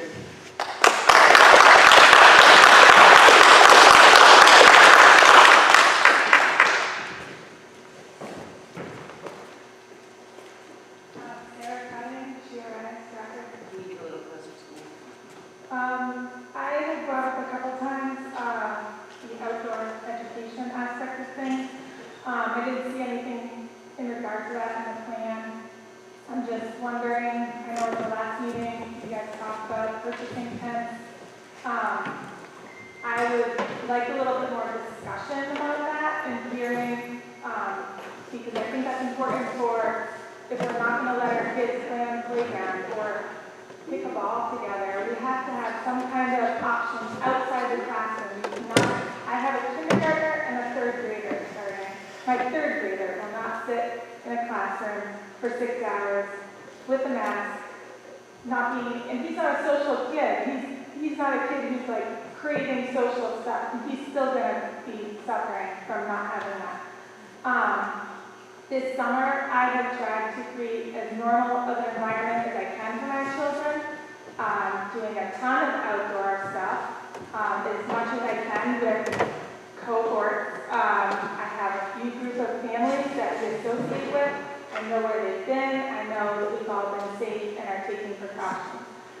I understand Jim's feelings about the going back to normal, but I think the reality is it's not normal. Everybody has fears. I went from a work week where I would be in the office 4 days a week, and now I'm in there 2 hours a week. So going back to normal isn't realistic. So I go back and forth with when we took the survey between a hybrid model and a full-time with precautions, because I know that you guys as full-time will put precautions in place, but I can't say that I will go with full-time with precautions because I don't know what those precautions are. So I have to agree with whoever said for us to say, like, we're going to do this. I can't really say that I'm going to do that because I don't know what my choices are right now. And I was hoping, and I know that you guys, I was underestimating, I guess, my expectations tonight, but I was hoping that I could come away tonight with an idea of this might be what our future is going to look like. I've done a lot in my household, and I still don't think I've done enough to prepare my kids for what school might look like. But I've been for months now making my kids wear masks and coming into the store with me because this is going to be the norm for like till April. For God's sake, who knows? That's when I feel like my life's maybe going to be back to normal again. But I think the outdoor education option, it needs to be taken, like, I guess, have some more concrete ideas around it. Thank you, Sarah. While you're walking up here, I wanted to clarify, and I apologize if this wasn't clear before, the expectation would be that kids, and we called it a mask break bubble just to have a little fun. But however, no masks, that's what it means, a mask break, no masks. So the expectation is if they're at their seats in their bubble, they would not need to wear the mask. It is during the travel times, it's when you would be mixing or potentially crossing paths with people outside of your cohort. But if you were in your classroom, in your little bubble, that you would... I'm sorry? They're sitting at their desk, they don't have to wear a mask? Correct. So I apologize if that's part of what is being discussed. We're not, that is part of what the board is going to discuss. But that's what I was presenting before as our thoughts, and I apologize if that wasn't clear. I just want to make a comment. I don't know if I'm using the microphone correctly, but I'm just going to speak loudly. Tonight, we're really gathering information. We may have to meet again tomorrow night or Monday. So we may not make the decision tonight. We want to hear as much of your feedback as possible. We have a lot of information we need to discuss it, digest it. So, you know, we may not have the answer tonight, but we want to hear your thoughts. Clayton Balls, Samantha Balls' father, and I'm Capper with me. I just wanted to validate kind of what Jim said based on a personal conversation that I had with the infectious disease team at the VA and then a member of the CDC. And that is, kids are less than a fraction of a percent at risk of contracting this, and should because their viral load is so low. I don't know what that is. That's how they explained it to me. And then based on that, the likelihood of them shedding or spreading this onto others is even lower than that. And that was a conversation that I had with the infectious disease team and with a member of the CDC. So that's based. I'm not afraid for my children contracting this. I'm afraid of them having, I have to beat that horse regarding the hand sanitizer. And I only brought that up because I give my dog these little tiny small pills for a cycle. Break them in half. They said, wear gloves. I'm like, I had shoe leather. That's not happening. And I had the thyroid issue. It was easy to fix. Wear gloves. But I can't see exposing my children to the hand sanitizer and stuff like that all day. To me, it doesn't make sense, especially given how low the risk is that they're going to contract or worse yet, spread it on to, let's say, me. I'm immunosuppressed as a veteran, or my mother who has COPD. So that's just my biggest thought.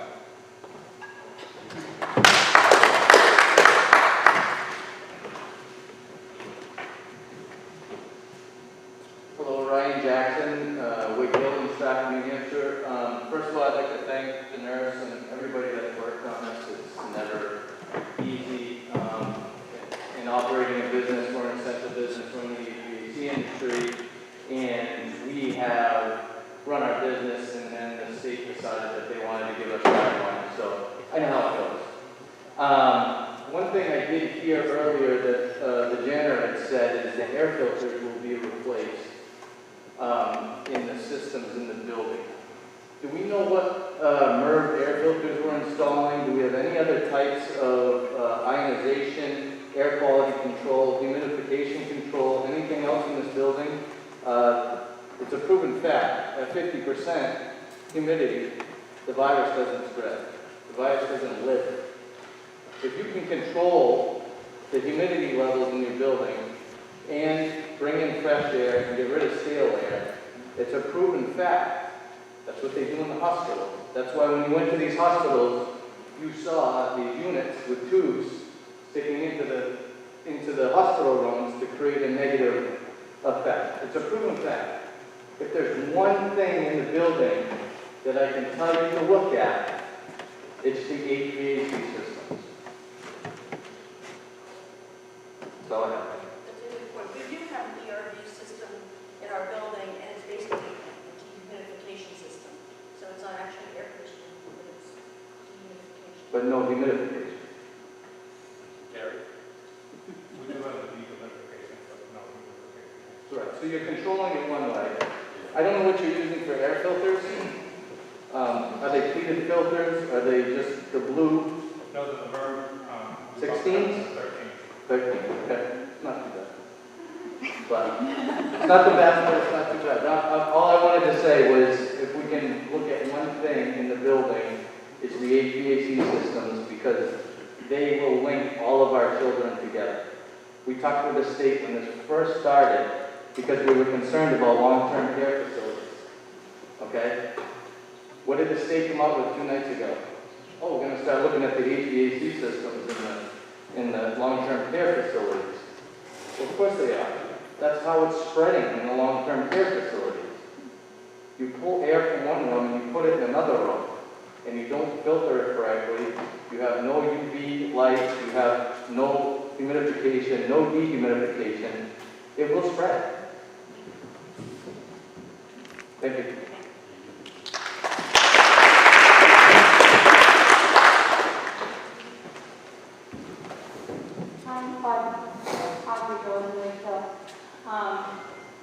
I think what we need to be thinking about in this community is that people need to have choices. There are people in the community who are immunocompromised, and being exposed to this virus is a very frightening fact.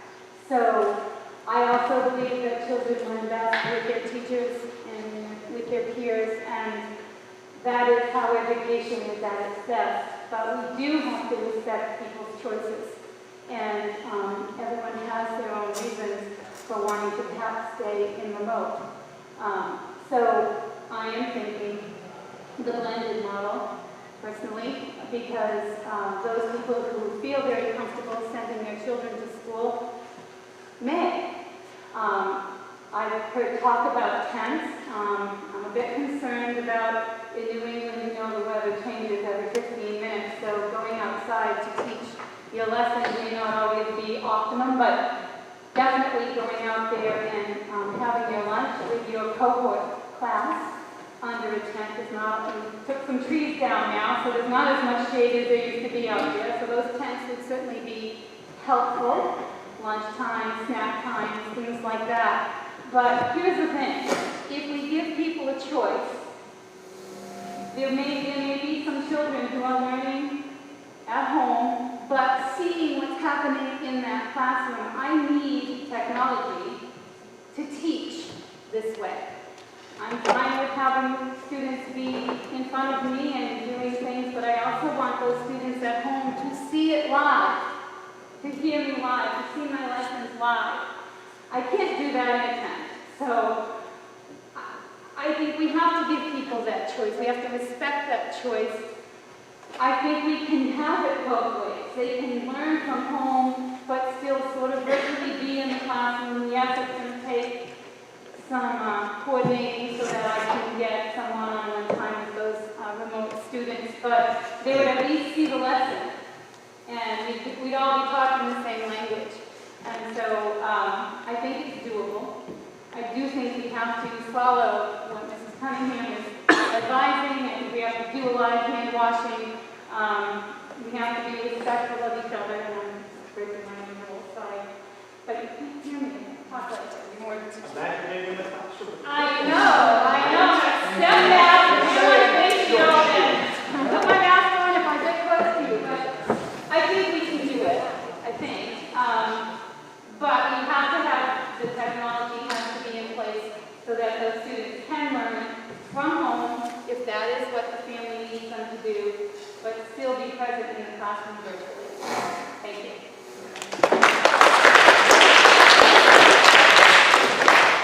Is there any plan to provide all the students with computers this year?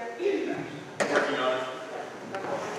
Also, I just want to clarify, we did have a discussion at our last meeting, and we didn't need it for people to actually be in a classroom outside. It was more like an outdoor space that was covered. So for either lunch or maybe you want to come out and read a story for, That's perfectly. Yeah, just having another space outside. I'm out there, I'm finding loose tents. This was discussed before. In no way would we want to have a tent city out there. You know, We have no room it's for like an play. option. And there's nothing better than fresh air. It's just an option. An option. Any other first questions? Go ahead. Hi, I'm Janet Tomiak, I'm reading specialist at the school. Thank you, everybody, for the hard work, and thank you, Mrs. Segarian, for stepping up. Very appreciative of that. I didn't expect this to be so emotional. I thought it was pretty cut and dry. I changed my mind at the drop of a hat over this. But I'm wondering how flexible it can be. I'm thinking about my little first graders and how I would love to see them every day. If a parent were comfortable with sending his or her child to school for those 5 days a week or whatever, would I have access to that child? That's just something I'd like to think about. I don't know if this is the proper place to talk about that. The other thing I'm thinking about is if we were to teach remotely, we were pulled out by the state, I would hope that I would have a document camera and access to the platforms that I need. I've done a lot of research on this, and I know what I need, and although I know it's not ideal, I know what I need. So I'd like to advocate for both. And the third thing I'd like to bring up, my team was sort of talking about this, and I don't even know how we discuss this, but behavior is going to be so different, as Erica brought up. I don't even know how to address this. This is just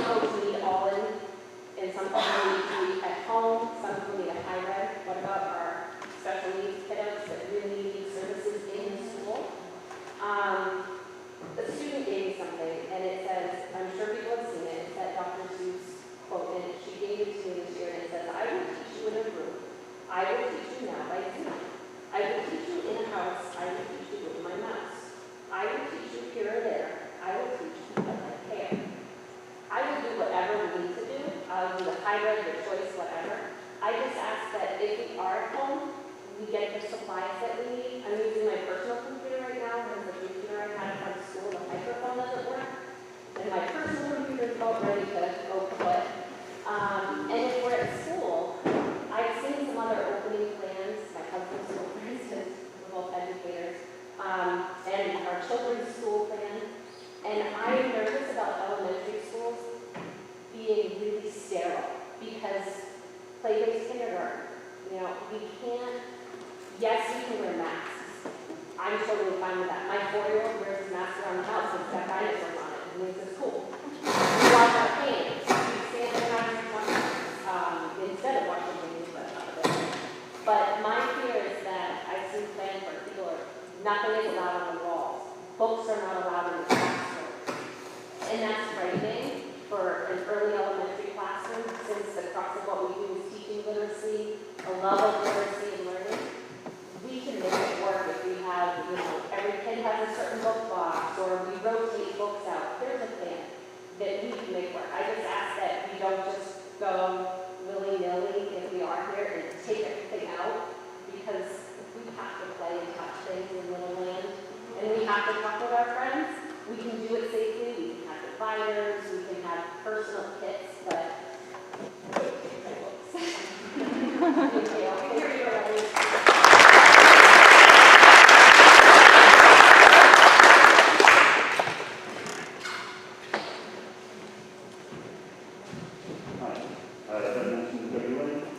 I've got 2 questions about space. If the plan is to get everybody back in, the slide at the start talks about having social distancing, mask bottles, whatever they look out somewhere else before we make sure that the classrooms can be left up. The school in which I work, you know, you get 12 kids per classroom, 32 bringing in 400 kids does not. So it's probably the other thing that I would ask is think about some space. Talk about having the hallways, making nervous contact patterns, sessions from, so that's just something we need to consider about the specialist travel to classrooms, or if they are traveling to these such places that's convenient, how you go about sanitizing rooms and information. You don't need to give the answer to those now, that one would be quite a discussion. Those things are all on the list for discussion. Yes. Thank you.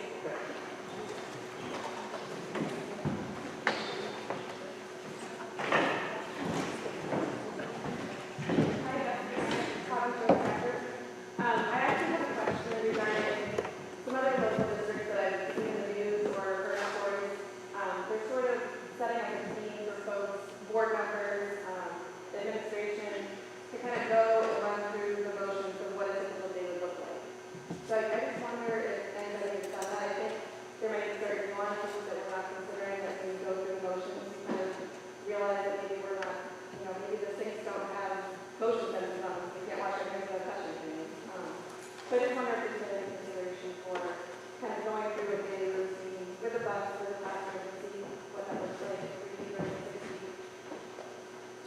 We have not physically gone through that. Part of the superintendent's governance team, or at least the teams that I was on, walked it mentally. You were right, we haven't done it physically.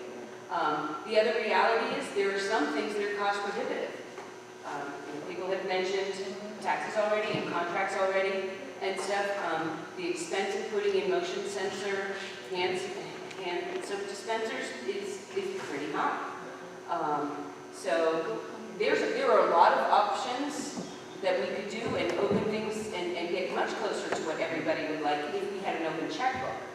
So that's the other side of it, is we're not making our decisions primarily on safety, but we're trying to be economical as well. So we could put out there a proposal that would make the school look really pretty darn safe, and we could do a whole lot of things. I'm thinking that wouldn't pass muster with people who are concerned about their taxes. So I think Jessica wanted us just to go through the daily, just to actually walk through the day and notice maybe things that we could adjust, or things that we notice. And I'm a very detail-oriented person. I'm an architect by trade, so I can know those things in my places, but so you're volunteering to be one of those.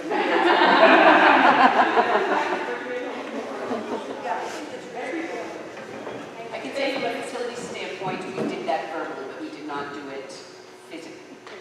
started at the beginning of the day and sort of track the calls as a group mentally. Anybody else?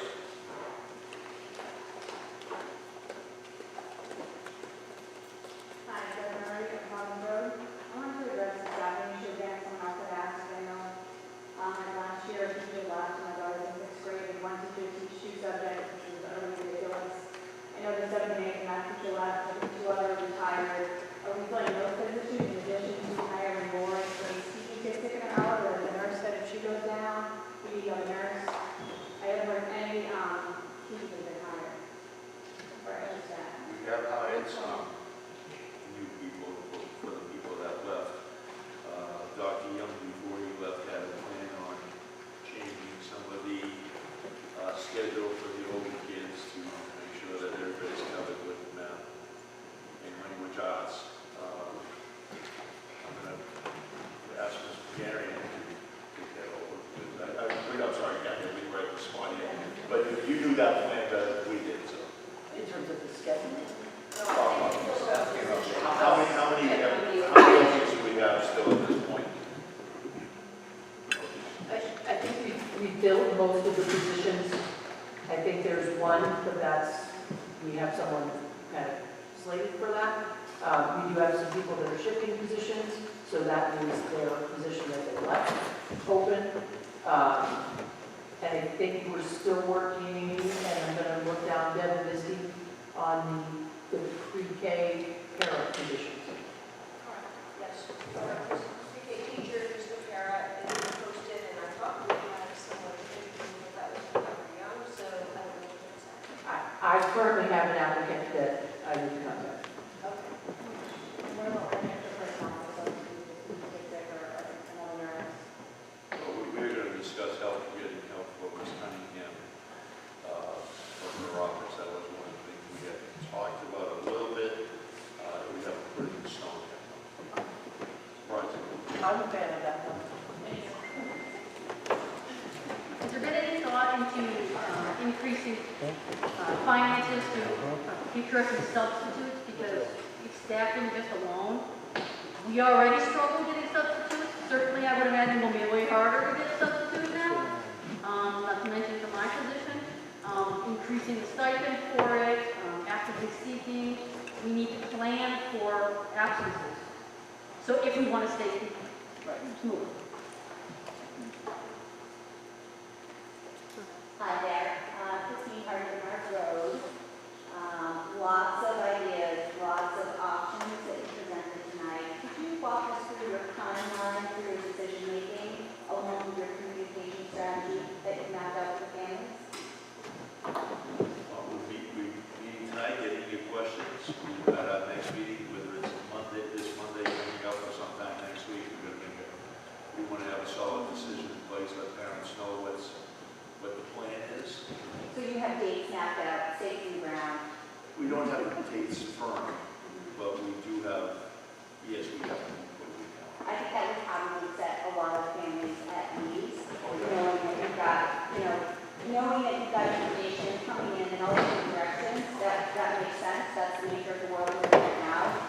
However, you can kind of say, these are our dates, this is our communication strategy, this is how we will keep you informed and updated. I think that perhaps would put a lot of families at ease. I think the latest anything would come out would be August 12th. Okay? That would be first board meeting in August. This is well done. But we're going to shoot to meet before that. So August 12th, you said? August 12th would be the latest our plan would be in place. Great. And that's with, Thank you. but I want to tell you something that everybody should know, that looking, and Erica said it, that the year may not start on the date that we have the year planned now. It may be pushed back a little bit, the professional development. So that School's delayed. Yeah, the governor's latest one is 3 extra days that we introduced.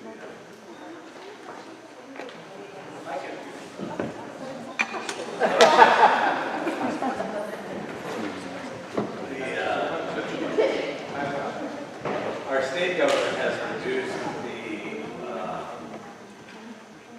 180-day requirement to 100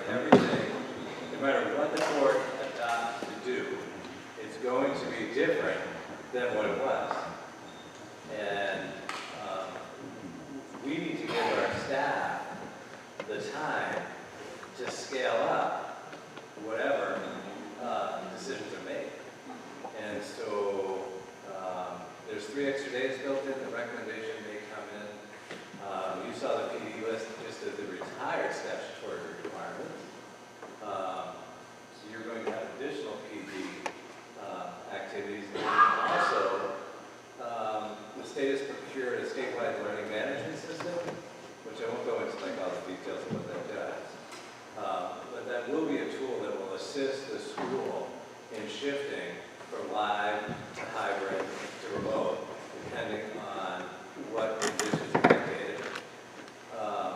So there'll be some learning management system training offered too. So you are likely looking at least 3 days. And I haven't made that recommendation to the board yet. They're just is that there has been a modification to the requirement.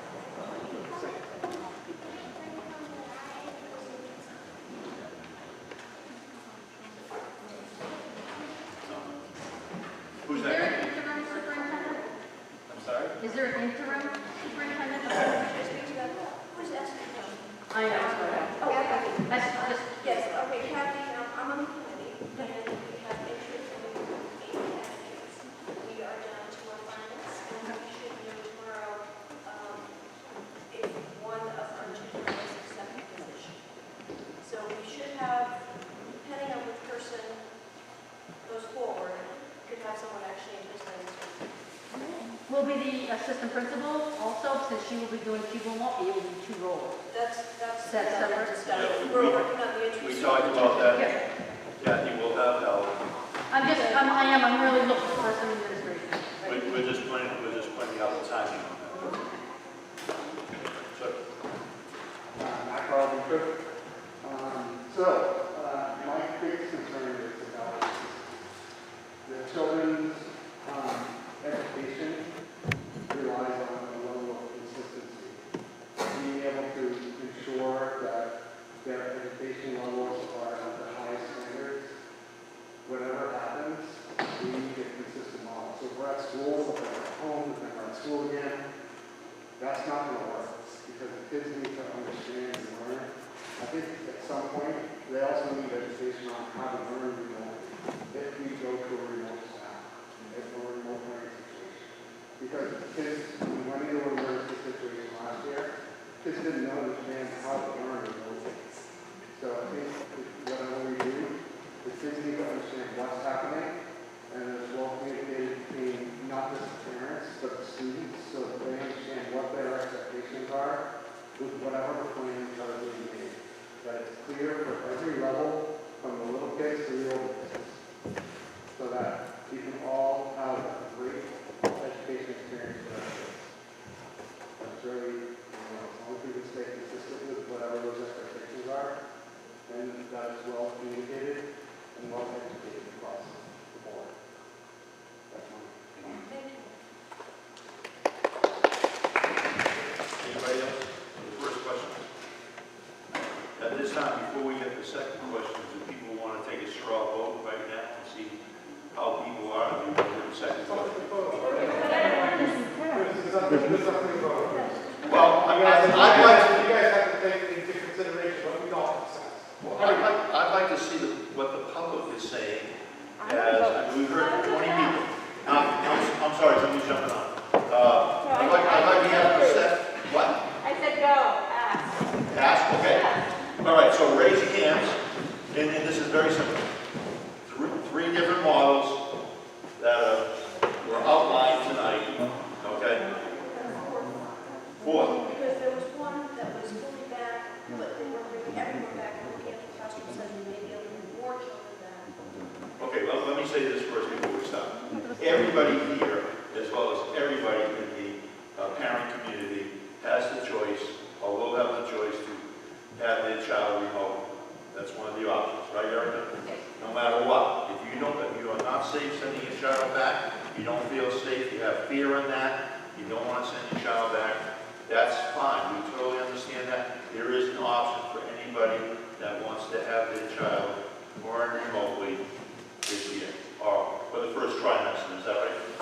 We're asking folks to commit trimester by trimester. At this point, it looks like it would be an option all year, if that is what the family wanted. We're asking that you can't switch your ideas halfway through the trimester.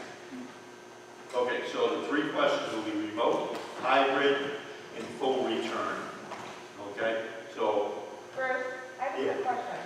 yeah, go If ahead. you choose to be 100% remote, is the school asking the parents to utilize HELAC, or are the teachers putting together the remote learning for the students? As well as the time. Are flying computers? No. No. Are the teachers putting the curriculum together, or are the teachers having parents sign their children up for VLAB, for remote learning? We know that some teachers will not feel comfortable coming back either. There will be some teachers that have medical issues that cannot come back to the building. If they're the ones that are going to be doing that, they will be the remote teachers. So the teachers will do it. That works. Yeah. Will that be designated for every grade? Just work like that. You have teachers that are certified K through 3, 3 through 8, all these other things. You can't take an E3 teacher, and because they can't return, or sorry, a kindergarten teacher, not that I'm saying kindergarten teachers are returning. You can't do that. We would do it appropriate. But I guess what I'm trying to say is you're trying to make this so simple. 3 questions, let's just do Strafford. There is nothing simple about it. You don't have to tell us that, Sarah. Oh, I know. We fully get that. Except, here we are, right? Except, check them at the door, make sure they're good, let them have their day. That's the easiest. We never agree, but I also. Anyway, we'll put this to a vote now. Please raise your hand if you are considering your child for full remote. For what? Fully Full remote. Not coming into the building at all, full remote. I see 3. 3, okay, thank you. Okay, the second one would be a blend, the blended one where the kids would come for a couple of days, then the second group would come for a couple of days, and then. Or half day, half day. Or half day, something like that. Not practical for a working parent. It wouldn't be a full building, that's the one. But what about if you had some kids coming, but they're teaching live to those kids there? Is that still considered remote? I mean, hybrid? So you've got kids coming in on site and you are videotaping live lessons to kids at home is remote. Is that still a hybrid? Yeah. That's still a mix? I think that's what Erica was talking about with hybrid. The days It's blended for the teacher, but it wouldn't necessarily be for the kiddos. For the folks who both raised their hand and said they would keep their kiddos home doing something remote. All right, hybrid, how many people would go with the hybrid model? I call it both. You've already surveyed us once, and we answered it with not knowing, and now What you're are the asking us results again of the to- survey? Hey, can we From what have you the heard results of the tonight, survey? this is the question. Excuse me, can we have the results of the survey? I want to know what other parents in the community are thinking, because if there's 34% of parents that are sending their kids to school, that makes a difference to me than, like, say, 70% of parents sending their kids to school. I don't have the survey On results. the July 22nd. Dr. Young has it. So they did? Oh, yes. Oh, yes. You got it? In a broad stroke, you got 60% of the parents actually wanted to go through and send their kids back. Okay. You got another 20%-ish that wanted to go through and do a hybrid, blended, whatever you want to call it. Personally, I think it's a very blended model. And then you have another 20-ish% that wanted to go through and do nothing but remote learning. Perfect, okay. So Thank the you. last one is who wants to send their kids back full day. I have a child that I'm voting for. Right now, not everybody's voting. I think you've not given us enough information. Full day. Full day with precautions. With precautions. Masks and social distancing, yes. Yes. All right, somebody count, please. Raise your hand if it's full, and we will tailor the plan to full with health precautions. Can teachers vote on this? Or just parents? Oh, Teachers as well? You live in town. I don't have a child. Yeah, I think it's, our teacher things. Just parents? Okay, just parents. No disrespect, we will get their input out. I'm fine with either one. Please raise your hand, for sending them back so somebody can count quickly. Back to school, full day. Full day back to school, like a normal day, except with the all new stuff. Full precaution. Normal hours, different kind of day. What do you got? I had 15. Oh, 3, 1, 15.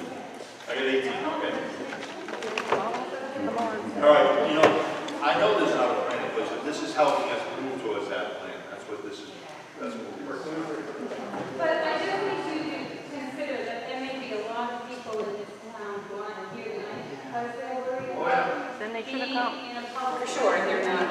And they're not here to be counted. They might be watching on, whatever. I think you have to be careful about, there's a lot of Shaking the people. TV and throwing stuff at her? Just be aware that there's probably a lot of people who are very uncomfortable coming into social. Then they probably won't be sending their kids to school. So Or they might be doing a hybrid, I mean, I don't know, but. And I would like to say that anybody watching on Zoom right now, on the streaming that we're doing, if you have any questions or any statements of which one you would like, please send them to Ms. McGarry at the school. And she will forward those. The school board email to Debbie, she gets every school board email. All right, is there anything else at this time, Erica? You guys considered a hybrid model where, say, kids were in school all the time, but if parents felt safe, certain parents only felt safe sending their kids 2 days a week, they could do that and have remote 3 days, like, I guess that would be but I mean, customized for everybody who wants it. Yeah, to be honest, Eric, that was not something that. That's how it happened, yeah. Well, hey, everyone's on the article, what's going on, what the plan's going to be, I'm just trying to figure out, you know. And that's an interesting idea. I think it would be an administrative nightmare like we've not seen before, you know, to engage in that sort of thing. But it is interesting and we can explore it. I could be wrong about the administrative nightmare part, but. If the plan was to have kids sitting in front of the screen watching the teacher give a lesson, what difference would it make if they were where they were physically, you know? That's all. Right.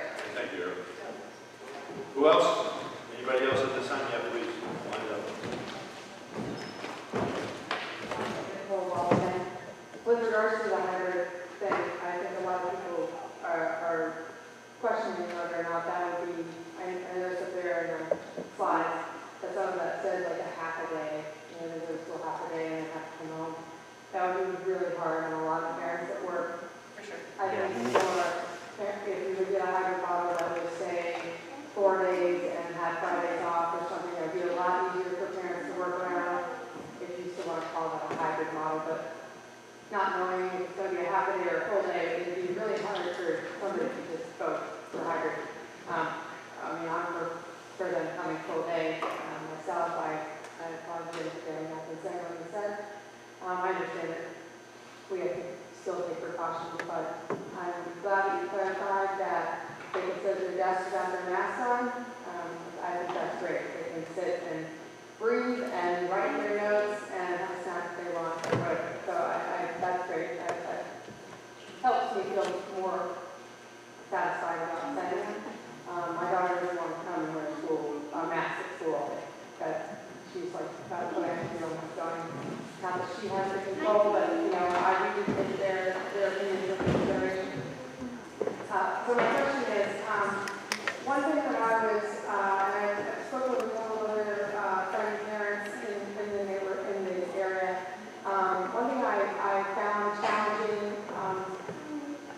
with remote learning before was I didn't have the counselors weren't reaching out to our students. I have 3 students, so when we reached out to our students, I will give kudos to Ms. Morset, who was awesome. She pulled my son through school, and he, for the first time, was like a young one. And she was the reason, and I just kudos to her. But I would have really liked to have seen our school counselors reaching out to kids. I'm not sure what they were doing during all of this, but my child is going to be in 8th grade this coming year. Is a complete and utter extrovert. She needs people. She feeds off their energy, and she was sad and depressed and had such a tough time with this. And luckily, you know, you have that thing where their grades couldn't really drop, because I'm pretty sure they would. So it would have been really great to have had counselors reach out to her, and you know, we did the best we could as parents, and I think we did fine, but you know, have somebody reach out. Hey, how are you doing? How are you doing to this? Do you need any assistance? You know, are you feeling depressed? You guys do suicide prevention and all of that stuff. That would have been really great.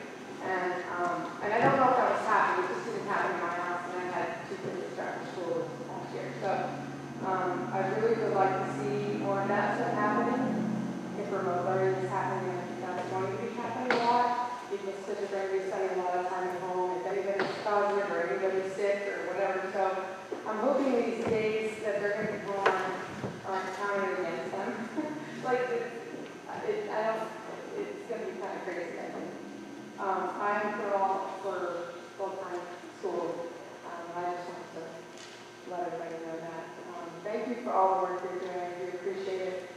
And I know that it's hard. Anybody else? I just wanted to clarify, and I voted no, but I think until things are solidified a lot more, I can go either way. I mean, I'm not a hard set decision that I want to vote, but given the information tonight, I just feel that that's appropriate. So I think a lot of people are in the same situation where it's hard to make a decision that it needs to be made. I don't know how to handle it. Anybody else? Were you coming back? No, okay. All right, so at this time, we're going to adjourn the meeting. We will be meeting next week as a board, and at the latest, Debbie did pull a time schedule, a time frame together for that question about when we will get the information. So we're hoping, we just need to check with everyone's availability to meet on Monday, August 3rd.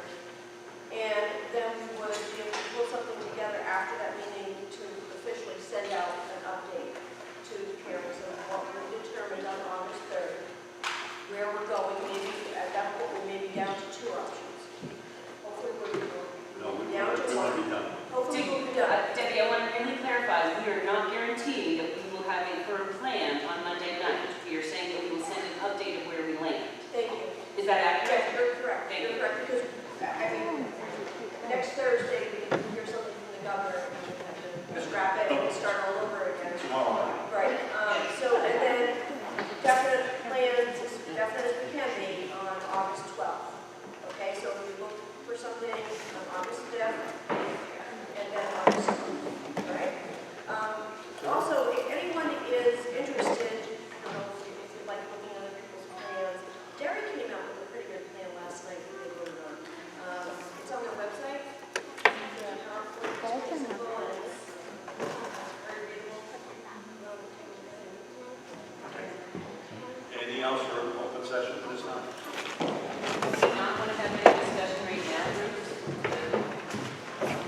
More discussion, close to the public comment part, which should be the discussion part of the board meeting. To do some I think we preliminary need to discussion. digest all these questions Okay. and find out answers for them and go through that.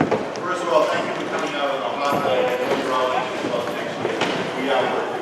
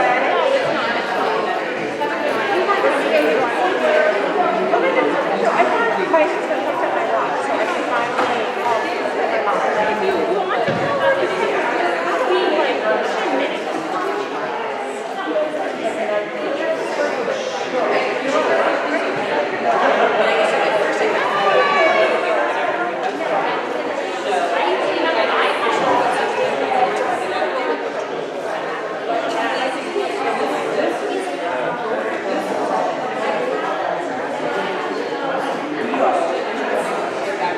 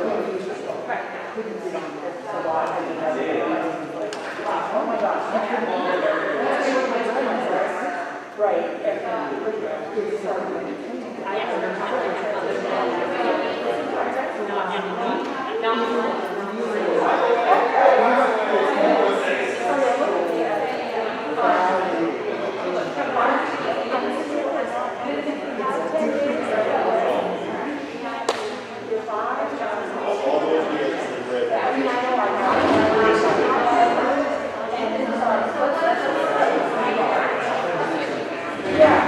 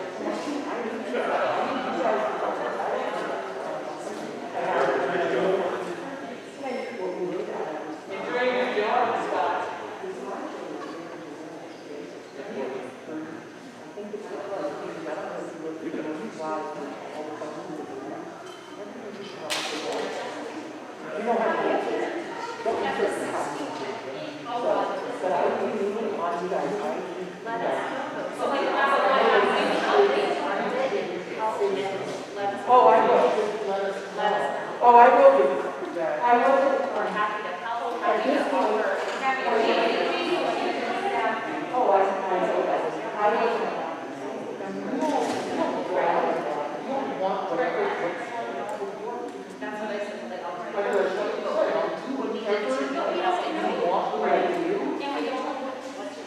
Yeah. No, I have no problem with people reaching out to you guys.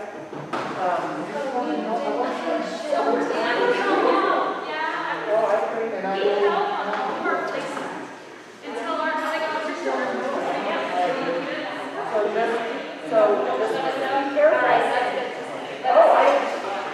Yeah, trust me, I mean, right this second. Well, I was gonna tell you that Amanda and I